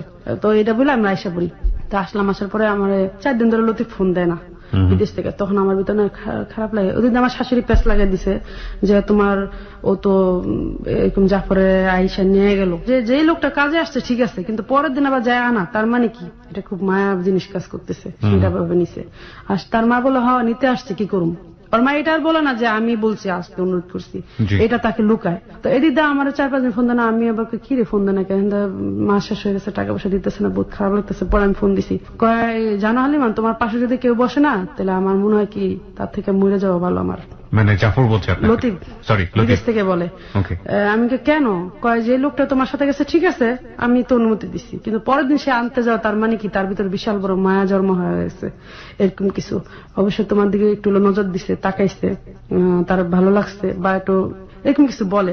আমি সিসি এটা আপনি কি বলতেছেন, এই ধরনের কথা আপনি বললেন না, আল্লাহ বেড়া জীব বলছি এগুলোর কথা বলেন, আমার ভিতরে এসব কিছু নাই। তো উনি এটা বললেন আমার লোক খুব খারাপ ব্যবহার করে, তাই আমি অনেক হ্যাঁ আপনার স্বামী হ্যাঁ খুবই খারাপ ব্যবহার করে, তা আমি খুবই চেতে যাই। আর আমি ঘরতে বেরিয়ে যেতে আমি এত বড় কথা আমি ওনার বিয়ে করে ফেলাম রাগে বলতেছি। তো এর মধ্যে কি করলাম, আমি ওই যে যন্ত্রটা নিয়ে আমি কাঁদতে থাকি, প্রচুর কান্দিতে। এর মধ্যে একটা মহিলা আমার মেয়ে সুমি, আমার ওই যে জগিং করতাম তো সকালবেলা হাঁটতাম, ওই যে আমার পায়ে একটা রোগ হয়েছিল, এর মধ্যে ওই রোগটা আবার একটা সমস্যা দেখা দেয়, আমার প্রচুর অবস্থা খারাপ, আমি হাসপাতালে যাওয়ার অবস্থা। তো এর মধ্যে জাফর আমার করে কি, জাফরের কাছে আমি বলি ভাই আমার না এরকম এরকম রোগ, আমি কি করতে পারি, এটা সিদ্ধান্ত নিলাম। কয় তুমি এক কাজ করো হালিমা, আমার বোন তো হাসপাতালে আইতেছে 8 দিনে, তুমি 8 দিনে আসো, আমি তোমার একটা চেক আপ করে দিই, আমার বোনরা যেহেতু আইতেছে আমার বোনের সাথে তুমি যাইবা। তো ওর বোনটা আমার সাথে দেখা হয়, আমার বাড়ি দেখা হয়, আমার বড় বোনের মতো খুব আদর করে, আমার কাছে খুব ভালো লাগে, ফ্যামিলি ভাবে খুব আদর করে আমার খুব ভালো লাগে। আবার ওর বাড়িতে আমার নিয়ে যায় নূরজাহান, আমার মানে নূরজাহানি আইসা আমার নিয়ে যায় একদিন, বোন হিসাবে সম্মান দেয় খুবই করে। নূরজাহানের পলিটিক্স কিন্তু অন্যরকম, নূরজাহানি এসে নিয়ে যায়, হ্যাঁ নূরজাহান আইসা আমাকে নিয়ে যায়, ওর আগে এর ঘটনার আগে একবার আইসা আমার নিয়ে যায় ওর বাড়িতে। ওর ঘর ওই বাড়ি থেকে নতুন বাড়িতে যখন আসবে, বিল্ডিং এর কাজ চলতেছে ওর 7 তলা বিল্ডিং এর, মানে 3 তলা হয়ে যায়, 3 তলায় উঠবে মাল সামানে, তখন আমার আনে, আমি আসার পরে প্রচুর কাজ করি ওর ঘরে। মানে আমার কথা হলো নূরজাহান আমার জানে ভাবে সত্যিকারই বোন, ওর সাথে আমার কোনো বৈধ সম্পর্ক নেই। তো নূরজাহানের সাথে আমার খুব ভালো একটা সম্পর্ক। তো জাফর আমার ওদের বাড়িতে আমাকে নূরজাহান 2 দিন ধরে রাখে রাত থাকার জন্য। আমি আইসা পড়তে চাই, জোর করে ধরে কান্নাকাটি শুরু করে দেয়। তো আমি না বাধ্য হলো, আমি কারো কান্না দেখলে সহ্য করতে পারি না, আমি কাছে ঠিক আছে। তো 4টা-5টা রুম, তো ওদের রুম আরা থাকে, আমি ওদের বাচ্চা কাচ্চা সবলে আমি থাকি, ওর মেয়ে বড় মেয়েটা আমার মেয়ের সমানই, আর আমি ওর ছেলে সব, আর বড় ছেলেটা আলাদা রুমে হয়। তো শুইতাম। জাফর একেবারে আপন মানুষ যেভাবে দেখে সেভাবে দেখতো, একেবারে মনে থেকে আমার রক্তের কেউ ওরা। তো ওর বোন আসছে এর মধ্যে, আমার লোকে ভালো পরিচিত। তো ওর বোনরা আমি বলি কি আপা আমার বলে জানো হালিমা, এর মধ্যে দুঃখ প্রকাশ করে, ওর বোর্ডা দেনা ও সুখী না প্রচুর, মানে এর মধ্যে জাফরও আবার ঝগড়া বিপদে তো বোনের কাছে সব বললো, মারামারি হানাহানি চলতো ঘরের মধ্যে সবসময়। তো ওর বোনে কিছুটা বুঝতে পারে, ওখানে প্রকাশ করে দিল আমার সামনে। প্রকাশ করার পর জাফর কান্না করতেছে, চোখে পানি পরে, আর আপা একটা কথা কই, এই যে মেয়েটারা দেখতেছো না আপা, ও আমার জন্য একদিন চরম অপমান হইছে, আমি যদি কোনদিন না থাকি আমার জায়গায় ওরা দেখবা, তোমাদের কাছে একটা অনুরোধ আজকে, এটা করে চোখের পানি পড়তেছে ওজোরে, আর বলে আপা আমি তো সুখী না কোনোদিনই, তোমরা তো দেখো কহ ভাই। ওর বোনও কাঁদতেছে, ও কাঁদতেছে হাসপাতালে বসে। তা আমার ওই ফাঁকে জাফরকে গেল 100 টাকা একটা টিকিট করে আমার পেটটা হাসপাতালে এনে দেখাইলো। হালিমা কিছু মনে করো না, তোমার আমি একটু, তা আমার কাছে কেন যেন মনে হলো এটা আল্লাহর রহমতে দাঁড়াইছে, কারণ আমি অনেক ভুগতেছি এটা নিয়ে, কেউ কেয়ার করে না। ওনার কাছে ফোনে বলি কয়েকবার, উনি অতটা কেয়ার করে না। তো আমার কাছে মানে এটা অবহেলা পাত্রের মতো ছিলাম তখন আমি। তো উনি ডাক্তারখানা নেওয়ার পর ডাক্তারে বলে কি ইমিডিয়েটলি মামনি তোমার অপারেশন করতে হবে, নাহলে বড় ধরনের কোনো ক্ষতি হবে তোমার, পেটের মধ্যে এত বড় হয়ে গেছে একটা চাকা। আমার না ভয় লেগে গেল, আমার 3টা বাচ্চা আছে, আমার যে বিছনায় থাকে আমি এর মতো মানে হয় না। ওর বোন কিন্তু শুনলো ওর থেকে, ওর বোন আমার উল্টা আমার বললো, বোন তোমার স্বামী তো অনেক বছর ধরে বিদেশ থাকে, উনি বিয়ে শাদী করে ফেলছে নাকি? আমি না এরকম কিছু না। কতদিন হয়েছে ওনার ওই সময় বিদেশ থাকা? ওই সময় তার 6.5 বছর 7 বছরে পড়ছে। কয়বার আসছে? একবারও না। 7 বছরে একবারও আসেনি না, সে 8 বছর বিদেশ থাকে, 8 বছরে একবারও আসে না। My goodness. ওকে বলুন তারপর। হ্যাঁ, তারপরে ও জাফরও ভাবে কি যে লতিফ আমার জীবনে কেউ নাই, এরকম ভাবেই দেখছে আমারে, আছে থাকলেও মনে হয় বিয়ে শাদী করেছে, ও আমার এটা বুঝতে দিত না। আবার আমি যদি কোনোদিন কান্দতাম, কোথাও কান্দলো কেন, হয়তো বা ও কোনো প্রবলেম আছে বা এসে বুঝাইতো, কোনোদিন নেগেটিভ ভাবে নিত না, পজিটিভ ভাবে দেখাইতো আমারে। তো যাই হোক আমারে বললো, ওর বোনের সামনে এটা বলার পর, অপারেশনের জন্য বললো ডাক্তারে, বলার পর আমি বাসায় আসলাম। এখন এত টাকা আমার কে দিব? দতিবে কান্না করে ওরা বললাম যে দেখেন আমি যদি মরে যাই আপনি একটা বউ পাইবেন, কিন্তু আমার সন্তানটাকে মা পাইবো। অনেক কান্না করি, গোনার পর উনি বলে 1 মাস পরে দিমুনি। আমি 1 মাস, ডাক্তার বলছে ইমিডিয়েটলি তাড়াতাড়ি, আমি একদম বিছনায় পড়া থাকি। আর এর মধ্যে আমার শাশুড়ি কদিন পর আসলে আমার মানে নানান ঝগড়া বিবাদ, এগুলো আবার জাফর মানুষের থেকে শুনতো। কেমনে শুনতো? জাফর না আমার ফলো করতো না, কাছ থেকে দূর থেকে ফলো করতো মানুষের দ্বারায়। তো একদিন জাফর রাস্তাতে হাইটা যেতেছে, এক মুরব্বী বলে জানো ওই যে একটা শাশুড়ি আছে না, কি কারণে একটা কথা হচ্ছে, কয় ওই শাশুড়িটা না এর মতো বিখ্যাও যারা হয় না, এই যে মেয়েটা যে কষ্ট করে এর মধ্যে আবার তোমার বউ করলো আঘাত, এই মেয়েটা যে মরে যায় না একটু বেশি। তো জাফর না ওইদিন জাফর কান্না করে দেয় মহিলার সামনে, কে আসলো। তো জাফর না একটা ফিলিংস জায়গা যায় যে আমার প্রতি কথা কইবো, আমার পাশে দাঁড়াইবো, আমার পাশে একটা সঙ্গ হইবো, এরকম একটা মহব্বত মায়া মমতা জায়গা যায়। তা আমার যখন অপারেশনের সময়টা হয় তখন আমার পাশে কেউ নেই। লতিফে 1 মাস পর টাকা দিব। তো জাফর বলে আমি তো বাড়ির কাজ ধরছি, সব টাকা তখন ও বাড়িতে চলে যায়। ও ফ্ল্যাট বিক্রি করার জন্য চেষ্টা করতেছে, 2 তলার ফ্ল্যাটটা বিক্রি করবে। আর দেশের বাড়িতে ওরা 1 কোটি টাকার সম্পদ আছে, কিন্তু ওটা বিক্রি করবে না। ওর বাবার নামে দিয়ে নিচ্ছে বাইরে থাকতে, ওটা বিক্রি করবে না। কিন্তু এখানে যে ফ্ল্যাটটা আছে, ফ্ল্যাট বিক্রি করা ওই করবো। ওর ঘরে ভাতের চালও নেই, এমন একটা অবস্থা। সব 7 তলা পুরো টেনে ফেলছে, 3 তলা কমপ্লিট হয়েছে। এবং ওদের সাথে আমার ভালো একটা সম্পর্ক, কিন্তু ওর ঘরে অনেক ঝগড়া বিবাদ হয়, কিন্তু ও আমার বলে না কখনো। আর আমি অতটা যাই না। ওর বউ এসে কদিন পর আমার টেনে টেনে নিয়ে যায়, কিন্তু আমি যেতে চাই না, কারণ আমি একটু এড়াই চলি। আমার বাচ্চাদের নিয়ে তো আমি পারি না, আমার শরীর অসুস্থ থাকে, আমি কোন সময় ওদের মন রক্ষা করুন। যাই হোক, এখন আমার হাসপাতাল যেতে অপারেশন হয়ে পড়েন, আমি কেউ পাই না। আপা তো ব্যস্ত খুবই, আপা সংসার নিয়ে, বাচ্চা নিয়ে, আপার হাজবেন্ড অসুস্থ হাসপাতালে। তো এখন আমি কোন দিকে যাবো? পরে এলাম জাফরে, জানালাম। জাফর আমি আছি না পাগল, আমি যেহেতু আছি, তোমার টেনশন কি? তো এর মধ্যে আমার হাসপাতাল ভর্তি করায় লতিফে 25,000 টাকা দেয়। এর মধ্যে আমার পাশে কেউ নাই, হাসপাতালে আমি একা একা যাই। ডাক্তার বলে রুগী কোথায়? আমি কি বলো, তুমি রুগী? তোমার পাশে দিয়ে কেউ নেই? আমি কি না, আমি রুগী। অসম্ভব জিনিস তো, নিজের অপারেশন নিজে করতে এলো, কেউ নাই। পরে আমি অপারেশন রুমে যখন, যেদিন আমার অপারেশন, তখন আমি জাফরের অনুরোধ করি, ভাই আমি জাফর, আপনি কি আমার পাশে একটু থাকবেন? আমার পাশে কেউ নাই, আমি খুব অসহায়। আমি খুব কান্না করে দিই তার কাছে, প্রচুর কান্না করি। সে আমার ধরে কে, এই পাগল, আমি আছি না, আমি আছি, আমি একজন দুঃখী, তুই একজন দুঃখী, আমরা আমাদের পাশে আল্লাহ স্যার, আমরা আছি দুজনের পাশে দুজন, তুই টেনশন করিস না, তুই যা অপারেশন রুমে। যখন অপারেশন রুমে যাব, তখন দেখলাম দরজার সামনে শুধু ওই ব্যক্তিটা, আমি আর কেউ পাইলাম না। তখন আমার বিয়ের বয়স চলতেছে 12 বছর, 1 যুগ। তো 1 যুগের মধ্যে আমি যে সাধনাটা করে আসছি এই ফ্যামিলির জন্য, যে পরিশ্রমটা আমি করে আসছি অবস্কালের থেকে, কিন্তু ওই সময়টা আমার কাছে কেউ নাই, ওই ফ্যামিলির কেউ ছিল না, কেউ না, কেউ না। This is very important point, প্রিয় শ্রোতা। মানুষের যখন খুব সেন্সিটিভ টাইম যায়, সেই সময়টাতে যে মানুষটা পাশে এসে দাঁড়ায়, তার প্রতি এক ধরনের বড় রকমের দুর্বলতা তৈরি হয়, এবং এটা সব মানুষের জন্যই সত্য। আজকের এই জীবনের গল্পটা অনেক অনেক অ্যাঙ্গেল থেকে গুরুত্বপূর্ণ। একজন মানুষকে খুন করে ফেলা শুধুমাত্র নয়, একজন মানুষকে জীবন্তও মেরে ফেলা, কিংবা তার চাইতেও বেশি কিছু, অনেক কিছুই পাওয়া যাচ্ছে আজকের এই জীবনের গল্পে। এবং দিস ইজ রিয়েলি রিয়েলি মানে হার্ট টাচিং। আপনি যেটা বলছিলেন, তারপর তো অপারেশন ঢুকতে আমার ডাক দিল, ডাক দেওয়া কি, এদিকে আসো হালিমন, আজ থেকে তুমি আমার বন্ধু, আমি তোমার বন্ধু, তুমি কোনোদিন ভাববা না তুমি একা আছো। এরকম কান্না করে দিল আমার 8টা দুরা। আর আমিও না অনেক কান্না করলাম, মনে হলো কি বাবা মার ঠিকানাটা বুঝি এখানেই পাইলাম, আর কারোর মধ্যে পাইলাম না। তো গেলাম অপারেশনে, যখন ঢুকি তখন ভাবলাম যে মানুষের অপারেশন ঢুকতে গেলে দেখি বউ আদর করে, শাশুড়িরা মায়ের আদর করে ধরে কান্না করে, স্বামীর আদর করে বুকে নেয়, আমার কেউ নাই। এই মানুষটা ছাড়া আর আল্লাহ স্যার। আমি আবার ঢোকার আগে একটা কথা বলছি তারে, আমি যদি অপারেশন রুমে চোখ মেলি, যদি আল্লাহ আমার বাঁচায়, তাহলে সবার আগে যেন আমি আপনার চেহারাটাই দেখি, সেটা বলে আমার মনের গভীর থেকে, কেননা সেই আছে ওই জায়গাটায়।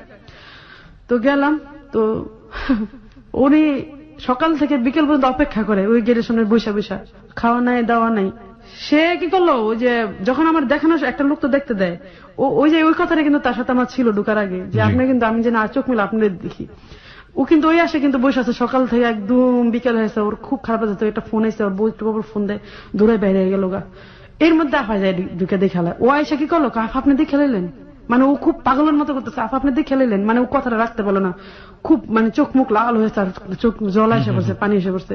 আফা না হাইসা দিচ্ছে এক হিসাবে, মানে ও একটা পোলাপানের মতো কাজ কাম করতো, আর খুব অবুঝের মতো কাজ করতো, মাঝে মাঝে কথাবার্তা বলতো। তো যাই হোক, আমার অপারেশন বের হয়ে আসার পর, রুমে আসার পরে ও বাসা চলে যায়, আমার লোকের দেখা হয় না। ওর রুমে কিন্তু ঝগড়া আছে, সারাদিন আছে, অশান্তি আছে, ওর ছেলে ওর গায়ে হাত উড়ায়, মেয়ে টর্চারিং করে, ওয়াইফ টর্চারিং করে। এই ধরনের সংসারের থেকে তো একজনকে সময় দেওয়া বহুত কষ্টের ব্যাপার।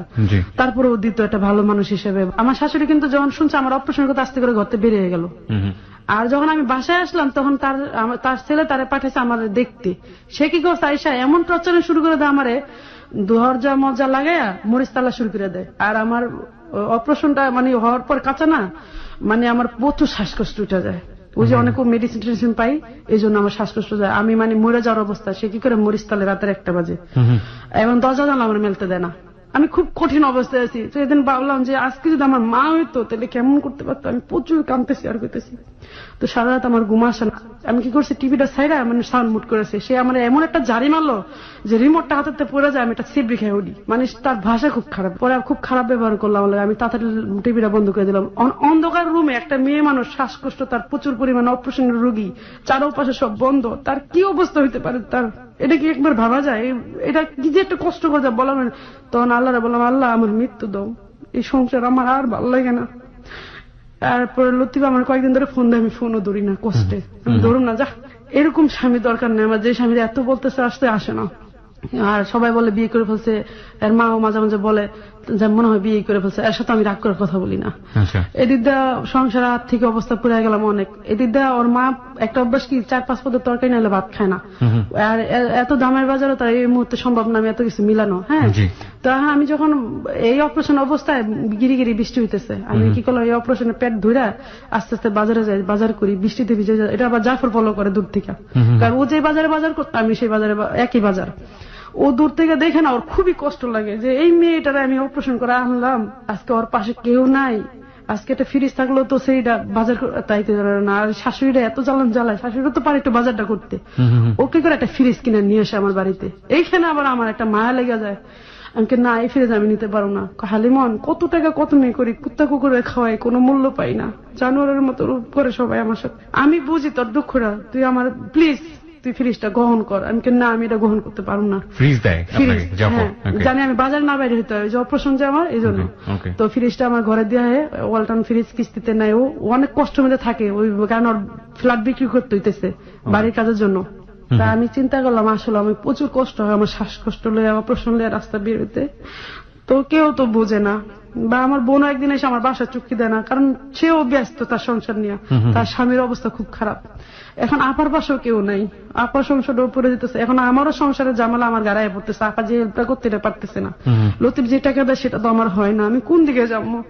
এন্ড বাচ্চা ইংলিশ মিডিয়াম পরীক্ষা 2,000 টাকা লাগে, প্রতি মাসে 7,000 টাকা লাগে ওর পিছনে, আপা দিত, এটা দেওয়া বন্ধ হয়ে যায়। এখন আমি এদিকে দিব না সংসারে চালামো, আর জমানার তো কোনো ভ্যালু লেছে কোনো ইয়ে নেই আমার। এখন আমি পুরো যে একটা ফেরে ও ফ্রিজটা কিনে দিয়ে আবার কি করে মাঝে মাঝে বাজার করে গেটের সামনে ফেলা চলে যায়, ও আমার বুঝতে দেয় না। কিন্তু অনেকে কই বাজার কার, ও ফোন দিয়ে বলে হালিমা আল্লাহ দোহাই লাগে তুমি বাজারটা ঘরে নাও, আল্লাহ তোমার দেখো তুমি এর সময় বাইরেও না, তোমার সমস্যা হইব। তো আমার কাছে নিজের কাছে খুব খারাপ লাগে যে একটা পরপুরুষ, মানে লোক ভালো, মানুষ তো খারাপ ভাবে, মানুষ খারাপ ভাবে, ও তো আমার বাজারটা দেয়, আমি কিভাবে নিব?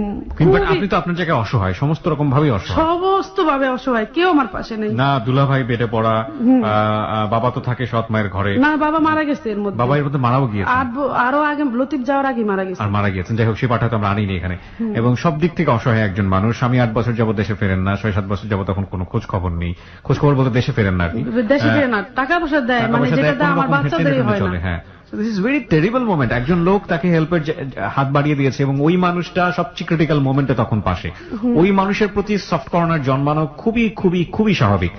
আমি ঠিক জানি না সামনের দিকে কি হয়েছে, বাট আমি শুনতে চাই। হ্যাঁ বলুন।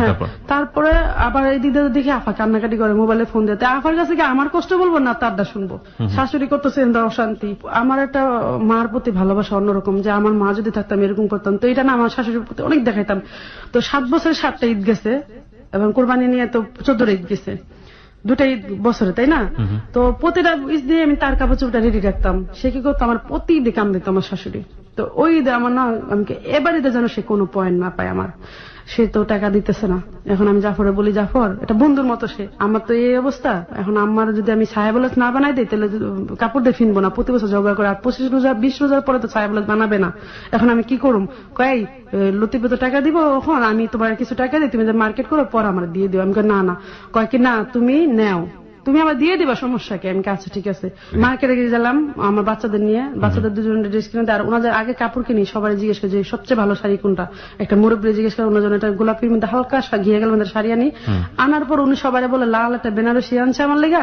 এই ঘটনা পোলার কাছে ফোন দেয়, পোলা তো যা তা করে আমার লোক ব্যবহার করে, এরকম কত কত দিন যাইতেছে। হঠাৎ আমার কেমন লতিপথে একটা ঘৃণা এসে পড়ে, সংসারে আমি আর চালাতে পারতেছি না। এদিক দিয়ে আবার আমার আপার কি হয়, দুলাবাড়ি নিয়ে হাসপাতাল যাওয়ার একটা মানুষ নাই। এর মধ্যে আমি জাফরের ফোন দিলাম, জাফর ভাই আমার দুলাবাড়ি নিয়ে হাসপাতাল যেতে হবে, কেউ নাই পাশে, আপা অসহায়। তো পরে আমার জাফর এসে কি করে, কুলে করে নিয়ে হাসপাতালে নিয়ে যায় দুলাবাড়ি, এবং কুলে কুলে লয়ে এলে দূর পরে প্রতিটা হাসপাতালে।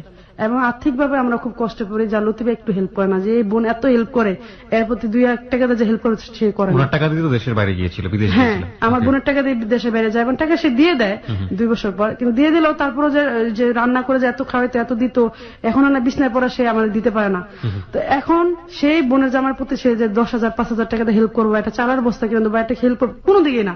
তো জাফরের কি করে কেন যেন ওই সময় আমাদের প্রচুর হেল্প করে, যে এই সময় ওদের প্রচুর করুণ অবস্থা, আফার কান্নাকাটি, আফার বেহুশের মতো, আমি ও অসুস্থ, আমিও বেহুশের মতো, এদিক দিয়ে বাচ্চারা, আমার বাচ্চাদের লেখাপড়া আমি আর কুলাতে পারি না, একটা মানুষ তো দরকারি। তো জাফর যেভাবে লইলা দৌড়ে তো এটা দেখেন আমার না কেন যেন এটা ভিতরে জায়গা নিয়ে ফেলছে, যে জাফর আমার পিছে মানে আমার চারপাশে বুঝাইতো যে ও অনেক যন্ত্রণাময়, কিছু কিছু বুঝাইতো যে আমি তোমার চাই, আমি তোমার বিয়ে করতে চাই, এরকম শয়তানি করে অনেক সময় বলে ফেলতো। আমি বললাম সে এই ধরনের কথা বলবেন না, এই ধরনের সাবধান করতাম বা শাসন করে নিতাম, অনেক সময় শাসন করতাম। আমি কোন সময় ওই ধরনের কোনো মানসিকভাবে নিতে নি না ওই জায়গাটা, মানে নিতামই না। তো পরে কি করছে একদিন ও যখন হাসপাতালে দুলাভাইকে নিয়ে গেল, ওইটাতে আমার মানে এইভাবে দৌড়াদৌড়ি করতেছে, অনেক টাকার সাথে হেল্প করতেছে, আমি অবাক হয়ে গেলাম যে এই মানুষটা কিসের কারণে আমার এত উপকার করে। আজকে আমার স্বামী, যার জন্য আমার শৈশব থেকে আজকে এই পর্যন্ত, সে আমার পাশে নাই। আজকে এত ডাকলাম, এই অসহায় অবস্থা সে নাই, তার ফ্যামিলিতে কোনো হেল্প নাই, এখন আমি কি করুম। তার লতিফ আবার কি জন্য টাকা পাঠায়, আমার বলে কি বুঝে চলবা, হ্যাঁ 10,000 করে তখন টাকা দেয়। তারপরে তো আমি বললাম কি 15,000 টাকা দিলে আমার সংসার চলে না, বাচ্চার তো 7,000 টাকা জায়গা, 6-7,000। আবার আপনার মা যদি আমার গায়ে থাকে, আমার অবস্থা খুব খারাপ, আমি খাই না খাই দিন চালাই, কিন্তু হ্যাঁ থাকলে আমি পারুম না। তো সে না এটা মানে সে ভাবতো ওই আগের সদাই বুঝি, আগের সময় দিনই বুঝি, অল্প টাকাতে সব হয়ে যায়, সেইটা মাথায় নিত না। আসতে বলে যে আসবো না, তা আমি এটা কেমন যন্ত্রণা, এটা আপার যন্ত্রণা, এটা আপার চোখের পানি যায় দেখে আবার মরিচ দিয়ে ভাত খায়, সেটা আমার ব্রেন এত আঘাত করে যে আজকে জাফরের জায়গাটা এত শূন্য, বুকটা ওর কষ্ট, চারপাশে হাহাকার। আমার বান্ধবী আমাকে কসম দেয় যে তুই বলিস না ঘটনাটা, এরকম এরকম জাফর একদিন জাফর প্রচুর আমার পিছে, মানে আমি যে কেয়ার করতাম না, জন্য জাফর ওর কাছে যেই কামতো, মানে জাফর যে কোনো ভাবেই আপনাকে বিয়ে করতে চাইতো, আমার কাছে নিতে চাইতো, যে ওর পাশে তো কেউ নাই, আমি ওর পাশে দাঁড়াতে চাই, ও তো এত অসহায়, আমিও অসহায়, তা আমরা একটা ঘর বাঁধি, যেহেতু আমিও সুখী না সংসারের দিকে, মানে ও তো ওর বোর মন পাই না, ওর বউ ডাইরেক্ট ওই লোকের সাথে খুব ভালো অ্যাফেয়ার, মানে ও জানে ওরে, এর মধ্যে আবার ওর বউ ফ্ল্যাট বিক্রি করে 9 লাখ টাকা নেয়, মানে অত্যাচার করে প্রচুর ঘরের মধ্যে। ঠিক আছে, আমরা ওই সিনারির জায়গাটা এবার নাই বা গেলাম, কিন্তু একটা জিনিস বুঝতে পেরেছি যে উনি সাংসারিক ভাবে কোনোভাবেই হ্যাপি ছিলেন না, সেটা প্রথম পরিচয় থেকে বুঝতে পেরেছি।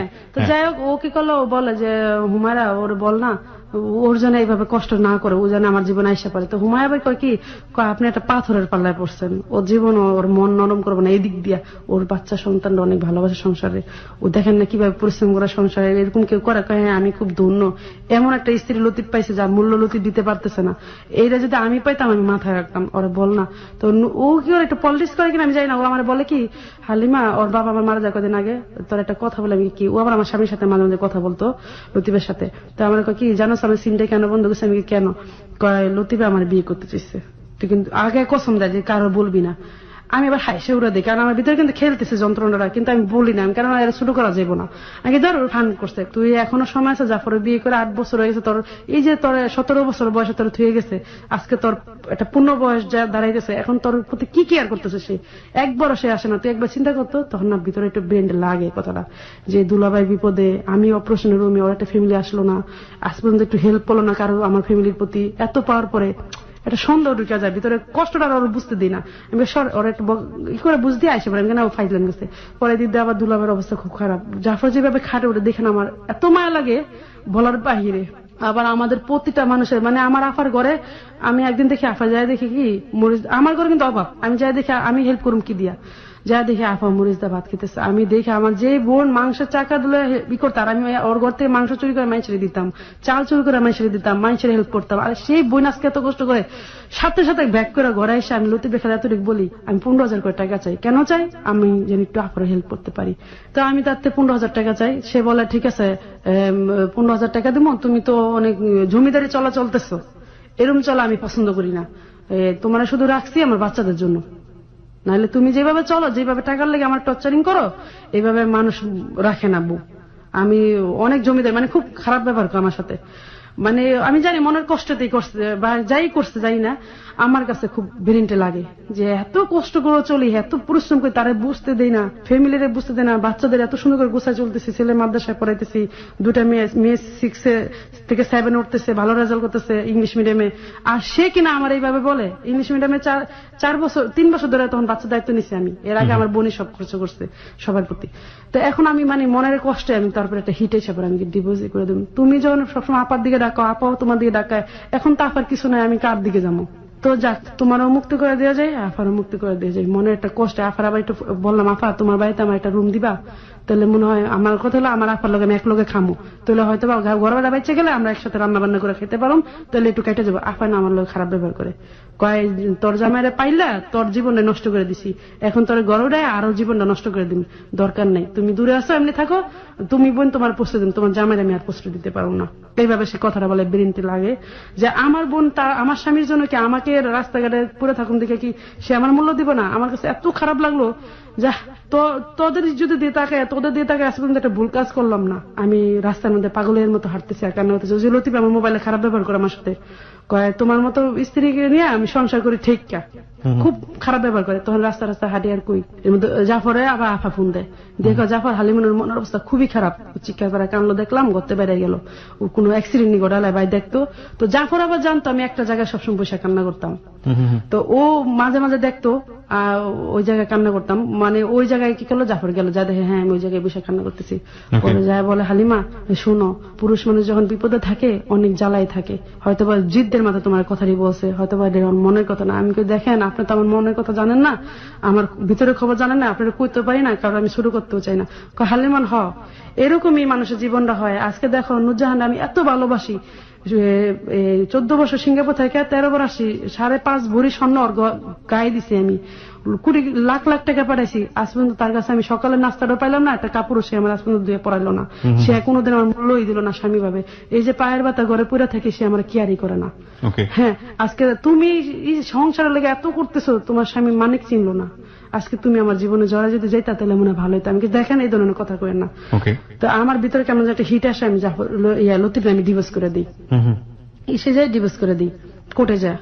কোর্টে গিয়ে আপনি ডিভোর্স করেন? কত তারিখে করেন এটা, কোন সালের? আমার খেয়াল নাই, ডিভোর্স নামে লেখা আছে 2014 বা 2015, আমার মানে এটা দেখতে হবে, এই মুহূর্তে মনে নেই। আচ্ছা, এই মুহূর্তে মনে নেই। Okay fine. আপনি আমাকে একটু জাস্ট বলেন যে আপনার সন্তানরা এর ব্যাপারটা জানতো যে আপনি আপনার হাজবেন্ডকে ডিভোর্স না? আমি কারোর সাথে ব্যাপারে শেয়ার করি না, ভিতরে ভিতরে জ্বলতেছি, আপারও শেয়ার করি না, কেউ কারো না। কিন্তু লতিফে বলি তোমার আমি মুক্তি দিয়ে দিচ্ছি, তুমি ডিভোর্স করার পরে ভালো থাকো, সুখে থাকো। তোমার ডিভোর্স করার পরে সেটা বলেন? ডিভোর্স করার আগে তো তাকে বলেছিলেন? হ্যাঁ, আগেও বলছি যে তুমি আমার হারাইবা, যে এইভাবে লাইট দিতেছো আমার কেয়ার করতেছো না, একদিন তুমি কাঁদবা, দেখো তুমি কাঁদবা। তো উনি অতটা কেয়ার করতো না, ও কোনোদিন কল্পনাই করে না আমার এইটা। তা আমি ভিতরে আমার যে ভিতরে যে জখমটা জমে গেছে এত বড়, ও ভাবতে পারেনি। তো যাই হোক, আমি ডিভোর্স করে দিই, কারণ আমার সাথে যেটা হইতেছে ওটা তো দেখতেছে না, ও খালি শুনতেই আছে, আর শোনা জিনিসটা কিন্তু আঘাত তো লাগে না, যারা চোখে দেখে, যারা বুক করে তারাই বুঝে।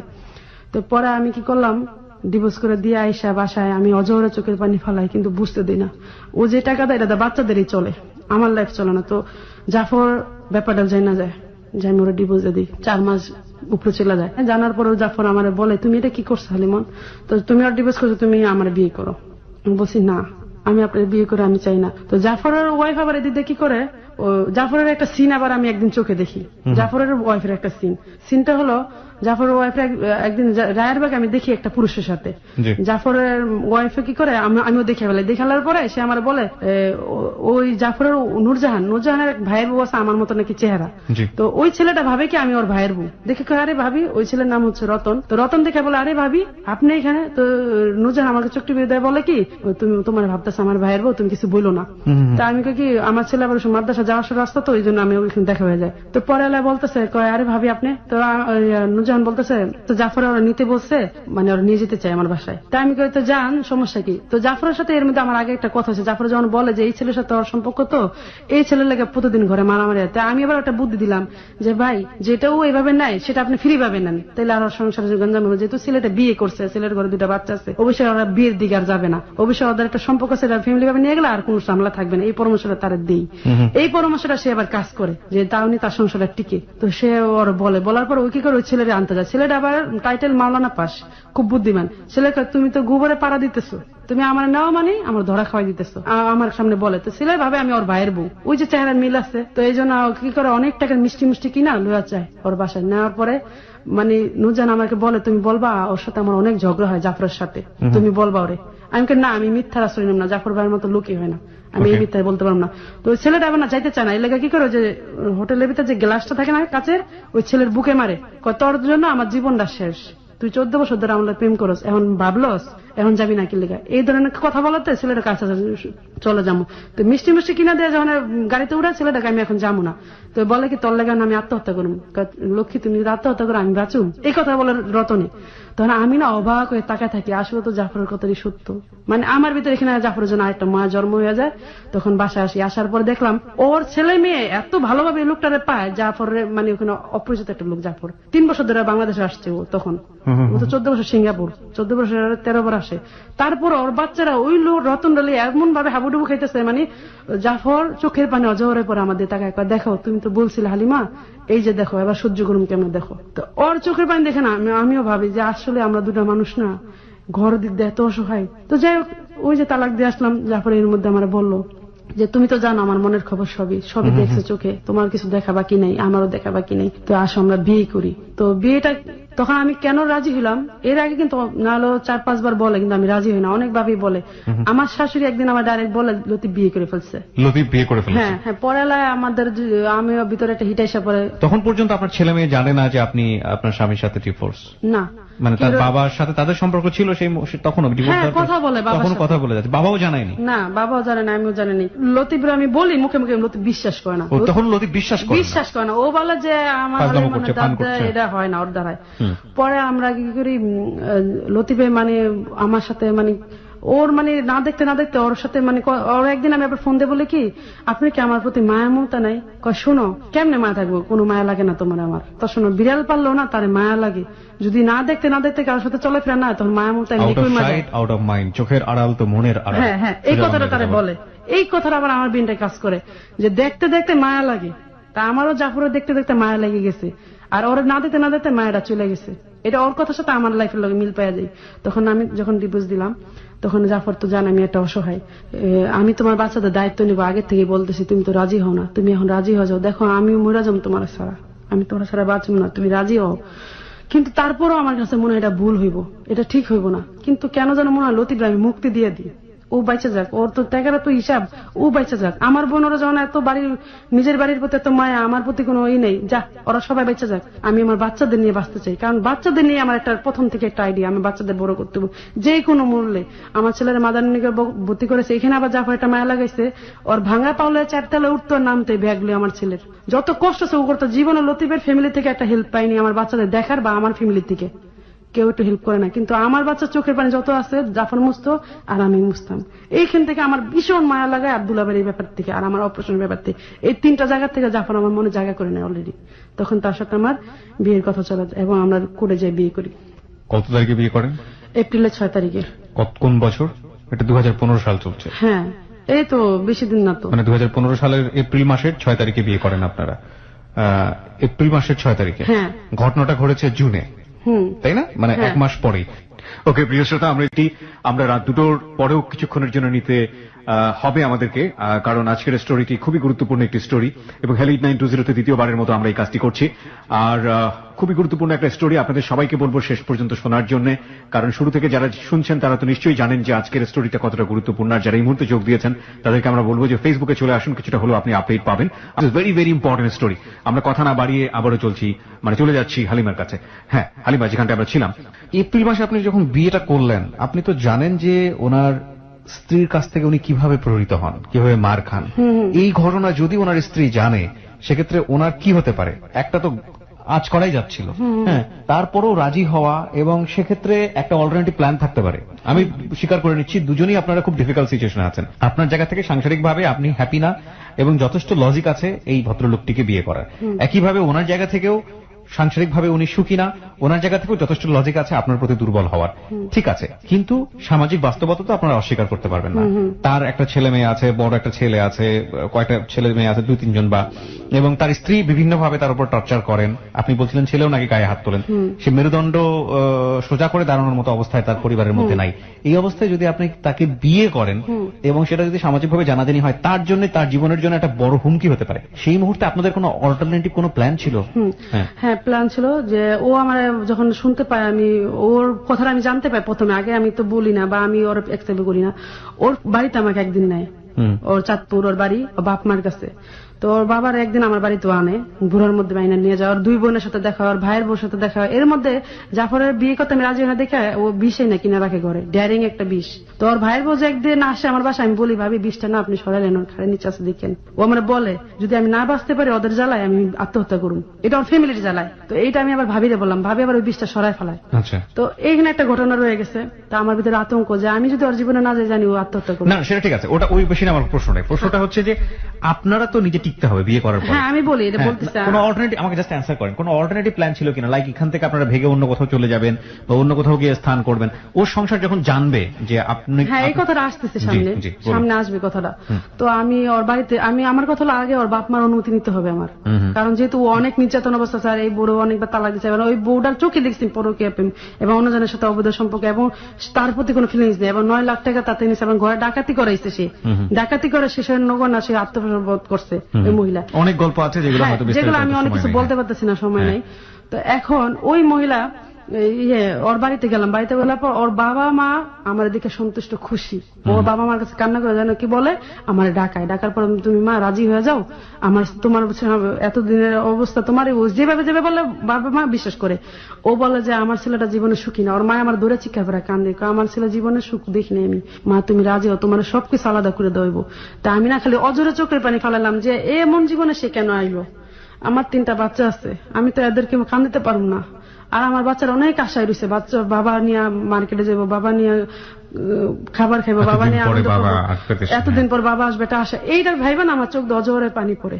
যাই হোক, মা আমার নিচে পিছিয়ে বলে কি মা তুমি রাজি হয়ে যাও বিয়েটায়, আমার ছেলে তোমার অনেক সুখী করবো, তুমি আমার ছেলের দিকে তাকাও। আমি কিছুই বলি না। তখন তো আমি লতিফকে ডিভোর্স দিয়ে দিছি, তখন আমি রাজি হই ওর বাপ মার কথায়, এবং ওদের ভালোবাসায় আমি পাগল হয়ে যাই যে এই ভালোবাসায় তো আমি জীবনে চাইছিলাম, যেটা আমি জীবনে পাইনি। রাজি হলেন, বিয়ে করলেন, আপনি যেটা বলছিলেন এপ্রিল মাসে বিয়ে করলেন 2015 সালে। হ্যাঁ ওই যে আমার প্রথম কাবিন যেটা, জি সব আমি দেখেছি, সব চেক করেছি, সব আমার কাছে আছে। প্রিয় শ্রোতা, ডকুমেন্টস গুলো ফেসবুকে দেওয়া আছে, আপনারা চাইলে দেখার জন্য চলে আসতে পারেন। আমাদের ফেসবুকের ঠিকানা www.facebook.com/hello8920, স্পেলিংটা হচ্ছে HELLO8920, পেজটি হচ্ছে RJ কিবরিয়া নামে। আপনারা যারা ঘটনা একেবারে শুরু থেকেই শুনছেন তারা কিছুটা হলেও আজ করতে পারছেন যে ঘটনার রেজাল্টটা আসলে কেন ওদিকে গিয়েছে বা কি দাঁড়িয়েছে। আমরা আগাচ্ছি আরো সামনের দিকে। হ্যাঁ বলুন। তারপরে এপ্রিল মাসে 6 তারিখ আমাদের বিয়ে হয় জজকোটে, 5 লাখ টাকা কাবিনে বিয়ে হয়। আমার ওই বান্ধবীও ছিল। মৌখিকভাবে জাফর তার স্ত্রী নূরজাহানকে বেশ কয়েকবার তালাক দিয়েছে। হ্যাঁ, এবং তাদের সাথে তার মিলামিশাও নেই, আলাদা আলাদা থাকে। তা থাকুক, কিন্তু একটা কাগজপত্রের ব্যাপার আছে, একটা আইনি ব্যাপার আছে। সেই ব্যাপারে কি সে কোনো পদক্ষেপ নিয়েছিল না? জাফরের কাছ থেকে আইনি ভাবে তাকে তালাক দেয়া, কাগজপত্রের মাধ্যমে তালাক দেয়া, যেটা আপনি করেছেন, এটা কি করেছিল জাফর? না, জাফর এটা উকিলকে বলে যে আমি এরকম নির্যাতন হইতেছি ওর দ্বারা, যে কোনো মতে মানে এরকম আমি ওর তালাক মুখ দিচ্ছি। লোকটা বলে তো আপনিও তালাক দিয়ে দেন, যেহেতু এইভাবে অশান্তি কোন দিন কোন ঘটনা হয়, মেয়েটার মাঝখানে বিপদে পড়বো। কয় হ্যাঁ আমি দিব, কিন্তু আমার বাচ্চাগুলোর একটা সেটেল করে নিও। কারণ হালিমনের একটা সেটেল করে তাকে তালাক না দিয়েই, না দেয়া বলতে আমি যেটা বোঝাচ্ছি যে আইনি ভাবে তালাক না দিয়েই আপনাকে বিয়ে করেছে, এবং সেক্ষেত্রে প্রথম স্ত্রীর পারমিশন সে নেয়নি। দিস ইজ টু বি, যা ঘটনা তাই। হ্যাঁ ওকে, বলুন। তারপর না, এটা বারবার বলছে যে তুই যদি আমার এইভাবে জ্বালাস আমি কিন্তু ওর বিয়ে করে ফেলবো। সেটা তো মানুষ ঝগড়ার সময় অনেক কিছুই বলে, সেটা অনেক কিছুই বলে, বাট বিয়ে করতে যাওয়ার আগে বলা সেটা অন্য জিনিস। হ্যাঁ বলুন। তারপর জাফরের বিয়ে করার একটু কারণ আছে। ও বিয়েটা কেন করে, ও কিন্তু যত যাই হোক ও কিন্তু বিয়ে ফ্রিতে, মানে বিয়ের আশা ছিল না। নূরজাহান এবং রতন ও একসাথে দেখে এক ঘরে। ওটা দেখার পরে ওর স্ত্রী আর যার সঙ্গে ওনার পরকীয়া ছিল তাকে এক ঘরে দেখেছে। ওর পায়ে প্রচুর ব্যথা, ও এমন একটা অবস্থা, এক ঘরে থাকে, এর মধ্যে আলাদা রুমে ওদের দেখে। দেখার পর ব্রেন আউট হয়ে যায়, প্রচুর কান্না করে, এত কান্না করে যেহেতু বলার ভাই। তখন আমি ওরা বুঝতে, তখন আমি ওরে রক্ষা করে যাই। আমার কেন যেন মনে হয় এটাকেই আমার রক্ষা করা উচিত। দুটো জিনিসই আমরা এগ্রি করে নিচ্ছি। একটা হচ্ছে আপনার জায়গা থেকে আপনি অবশ্যই অন্য একটা মানুষের জীবনে যাওয়ার জন্য আপনার যে অবস্থা ছিল সেটা এনাফ ছিল। হ্যাঁ, আপনি আপনার চুজ করাটা আরো আগে উচিত ছিল, আপনার যে ঘটনা আমি শুনলাম। এবং একই সাথে জাফরের জায়গা থেকেও সেটা সত্য। কিন্তু আপনি যেভাবে আপনার স্বামীকে তালাক দিয়েছেন কোর্টে গিয়ে, করে আপনি একটা আইনি পদক্ষেপ নিয়েছেন, কিন্তু জাফর সেটা না করেই আপনার কাছে আপনাকে বিবাহ বন্ধনে আবদ্ধ করেছে। This is a big point. আমি বলছি না ভুল হয়েছে না মন্দ হয়েছে, বাট দিস ওয়াজ যেটা ঘটনা ঘটেছে সেটাই। হ্যাঁ বলুন। তারপর জাফর আমাকে খালি এতটুকু বোঝায় 3টা বাচ্চা আমি অসহায় করতে চাই না। আর আমিও এটা মানতাম, আমি যদি জোর করতাম করে দিত তালাক। কিন্তু ওর কাছে তখন মানে ও আমাকে একটা মানে বহুত মূল্যবান জিনিস ভাবতো, যে ও একটা অসহায় মানুষ, ও তো জীবন 4 বছর ঘুরে ওর আমি রাজি করতে মানে পারি ও না। যেটা চেয়েছিল যে আপনাকেও থাকবে, প্রথম স্ত্রীও না, থাকবে। প্রথম স্ত্রী থাকবে, তবে বাচ্চাদের জন্য থাকবে, মানে- এবং যা লাগে পরিপূর্ণ দিবে, কিন্তু স্বামীর ভালোবাসা তাকে দেবে না। এই জন্যই দিবে না, কাগজে কারণ কলমে তারা- তালাক হবে না। হ্যাঁ, তারা কোনোদিন মূল্য দেয়নি।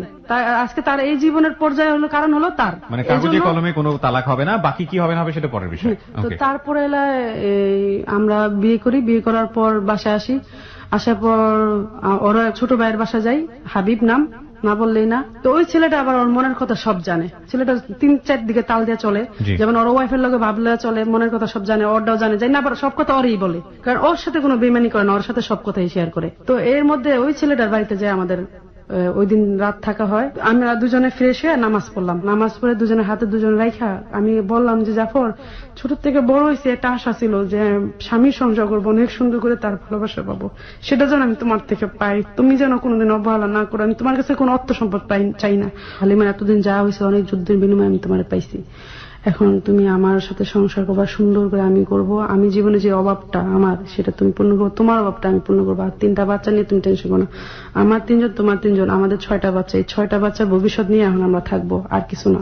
জি। তুমি জীবনে আমার কাছে আসো, এটা আমার কাছে অনেক বড় পাওয়া, এই প্রথম মনে হয় জীবনে আমি কিছু পাইলাম আল্লাহর কাছে, এটা বললো, সান্ত্বনা দিল, দিয়ে সাথে সাথে বাসা চলে গেল। ও ওদিন আসার কথা না, শ্বাস করে ও হঠাৎ করে দেখি ও আয়সা বললো 12টার দিকে, আয়সা আমার একটা তবজি দিল, যে তবজিটা আমি নিয়ে আসছি সাথে। তো সে আমার এই তবজিটা হাতে দেওয়ার পর আমার বললো, তুমি এটার মূল্যটা কি বুঝলা? আমি এটা কোটি কোটি টাকা দাও, এটার মূল্য পাওয়া যায় না, এত বড় একটা মূল্যবান জিনিস আপনি আমাকে দিচ্ছেন। সে অনেক খুশি হয়ে গেল। আমার বললো কি, আমি তোমার একটু শাড়ি পরা দেখতে চাই। আমি কাপড় পরলাম, আমার সাথে ছিল একটা কাপড় পরলাম, পরার পর আমার পা ধরে সালাম করলাম, ও খুব খুশি হয়ে গেল, এত খুশি হলো বলার বাহিরে। তো যাই হোক, ওই দিন আমরা ওই বাড়িতে ছিলাম একদিন। তো সকাল ভোরে ও বাচ্চা, ওর মেয়ে আবার ও স্কুলে না নিলে স্কুলে যাওয়া হয় না, পরীক্ষা না দিলে ওর নিয়ে গেলে পরীক্ষা দেওয়া হয় না, কারণ ওর ওয়াইফ 12টার আগে ঘুম থেকে ওঠে না, ঠিক আছে, এবং কোনোদিন নাস্তা বানায় না, ওই নাস্তা বানায়। তো ওর একটা টেনশন, ও ভোরে ওটা চলে যায়, ও যায় নাস্তা বানায় বাচ্চারা স্কুলে দিয়ে, ওই স্কুলে দেওয়ার পথে আবার আমার কাছে আসে। তখন আমি মনে মনে যখন চলে যায় তখন ভাবি, মনে হয় অনেক কিছু বুক করতে হবে আমার জীবনে, এটাই আমার দিকে আসা, তো এটাই আমার গ্রহণ করতে হবে, ওটা আমি কোনো ই না, ওর কষ্ট মানে আমার কষ্ট, ভালোবাসা পাইলে ওখানে কষ্টটা কোনো কিছু না। এদিক দিয়া আমার মেয়ের কথাটা শুনে ফেলায়, মানে আপনি তাকে বিয়ে করেছেন এটা জেনে ফেলে? জেনে ফেলায়, আমি বলে দিছি ডাইরেক্ট, বলার পরে আমার মেয়ে কান্নাকাটি প্রচুর। আর আমার ব্রেনটা যেন কেমন কাজ করে, কি আমার মেয়ের আমি এটা কি করে হয়, আমার মেয়েটা কষ্ট পেলো, এটা তো আমি ভাবিনি আগে, এরকম ওর দিকে তো ভাবিনি। কিন্তু ওরে একটা কান্না একদিন আমাকে দুর্বল করে, যে মা প্রতিদিন 10 টাকা নিয়ে যাই, সবাই মুরগির রোস্ট কিনে খায়, ইংলিশ মিডিয়ামের স্কুলের ছাত্রী আমি, 10 টাকা করে কি পাওয়া যায় মা, এ কেন কান্না করে। ওই কান্নাটাতে না আমি ভাবলাম আমার মেয়ের জন্য আমি সব পারবো। তো ওই কথাটা আমি ভাবি, মা তোমার জীবনটা তো সুন্দর করতে চাই আমি চাই না তোমার বাবার দিয়ে তোমাদের জীবনটা নষ্ট হোক, আমি চাই তোমার জীবনটা, আমি তোমাদের 3 জনের জীবনটা তো সুন্দর হইবা, আমার জীবন যাওয়া হইব। মা গো তুমি তো আগুনের ঘর বাইছে নিলা, এই আন্টি তো ভালো না। তো মেয়ের অনেক কষ্ট হয়ে গেল, মেয়েটা খুবই কান্না করলো, অনেক আমিও কান্না করলাম। ওই সময় আমি প্রচুর মেন্টালি অবস্থা আছি। লতিফ কথাটা জানলো, লতিফ সাথে সাথে 8 বছরে সে আসতে পারে না, কিন্তু তখন সে অসুস্থ হয়ে গেল, কি যেন একটা খাইছে, মানে তখন সে বিলিভ করেছে হ্যাঁ যে কি হারাইলাম। তখন সে বলল, আমি তো ঘুমান্ত ঘরে ছিলাম হালিমন, তোমার ভিতরে এই জিনিসটা কাজ করে তুমি এতদিন কেন বললো না আমারে? আমি বললাম যে আপনি তো জীবন ভরে আমার পা দিয়ে ঠেললেন, আমার মনের মূল্যটা বুঝলেন না, আপনার টাকাটা তো প্রয়োজন, টাকাটা নিয়ে আপনি থাকেন, আপনার জীবন সাথে যদি পারেন তারা সুখী রেখেন, এই কথা আমি তারা বললাম। সে বললো তুমি স্যার আমার জীবন সাথে কি হইতে পারে না। সে সাথে সাথে ওইখানে অসুস্থ হয়ে যায়, হাসপাতালে থাকে। হাসপাতাল থাকার কারণে তাকে আবার ওই কি সিস্টেম যেন করে, তাড়াতাড়ি সে ভিসাটা পাওয়া যায়, ভিসা পায় না, মানে আর কত টাকা লস দিয়ে যেন সে বাংলাদেশে আসে। বাংলাদেশে আসে কিভাবে জানো, মানে আমাদের এপ্রিলের 6 তারিখে বিয়ে হয়, 12 তারিখের মধ্যে সে আইসা পড়ে। আসার পর তো এখন আমি এটা ঝামেলায় পড়ে গেছি, ওর তালাক দিছি, মানতে রাজি না। এখন তো জাফরের ফ্যামিলিতে সে সুখী না, জাফর আমার জন্য পাগল, এখন তো ও পাগল, আমি এটা মানে যন্ত্রণায় পড়ে গেছি। জাফর আর ও দুজনে পায়ে হাতে ধরে, ও বলে ভাইরে আমার বউ, আমার 3টা বাচ্চা আছে, তুমি মাফ করে দে আমার বউ।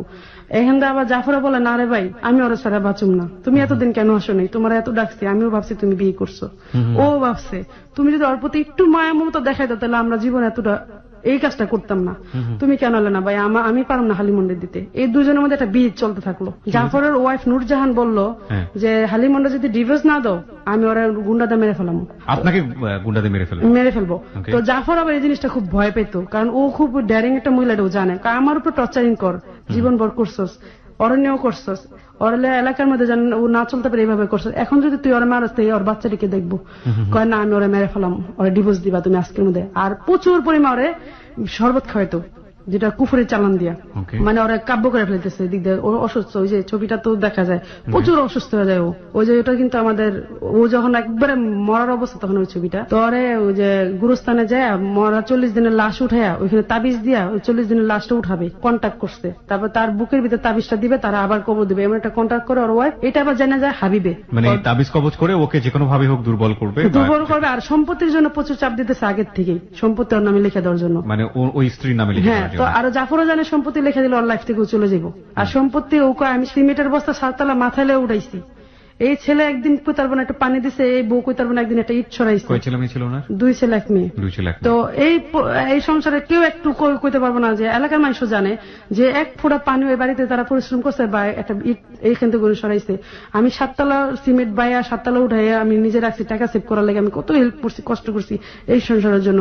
আজকে আমি এই বাড়ি ওর নামে লিখে দেবো, ও চলে যাক ওই লোকের লগে, এরপর আমার সব শেষ। হ্যাঁ, আমি এত কষ্ট করছি, যদি কিছু করে থাকতে আমার বাদ চলে আর আমার হালিমন্ডলে আমি থাকুন। আমি যেটা বুঝতে পারছি যে ওনার প্রথম স্ত্রী যিনি ছিলেন উনি যতটা না বেশি ওনাকে পাওয়ার জন্য ওনাকে লাভ করেন, এইটা প্রকাশ করা শুরু করলেন, তার চেয়ে বেশি প্রকাশ করা শুরু করলেন ওনার প্রপার্টি গুলো যেভাবেই হোক যাতে হাত ছাড়া না হয়। না হয়। আর জাফরও জানতো যে এটি যেদিন পাইবো দিনে আমরা মেরে ফেলবো, আমরা সরাই ফেলবো, কারণ জাফর তো ওরা জানে। আর এর মধ্যে 2 বার ওরা গলায় দড়ি দিয়ে ওরা মেরে ফেলতে লইছিল। একবার বোতল দিয়ে বাড়িতে 3 ঘন্টা বেহুশ থাকে, ওর ছোট বাচ্চার টিচার আবার দেখে জিনিসটা, আচ্ছা। এবং বাড়ির মানুষ ওরা পায়ে ধরে মাপ চাইতে চায় না। আরেকদিন গামছা দিয়ে দড়ি দিয়ে ওরা পেঁচার জিব্বা অর্ধেক বের করে ফেলায়, তারপরেও ও তারে করে না, কিন্তু ওর ভিতরে আস্তে আস্তে ওর মনটা উঠে যায়। কিন্তু ওর বড় একসময় অনেক ভালোবাসতো, আস্তে আস্তে মানে ওর ভিতরে একটা হিট এসে পড়ে যে এত আর কত সহ্য করবো আমি, 22 বছরের সংসার আর সহ্য করার মতো না, এত বছর ধরে সহ্য করে দিতেছি।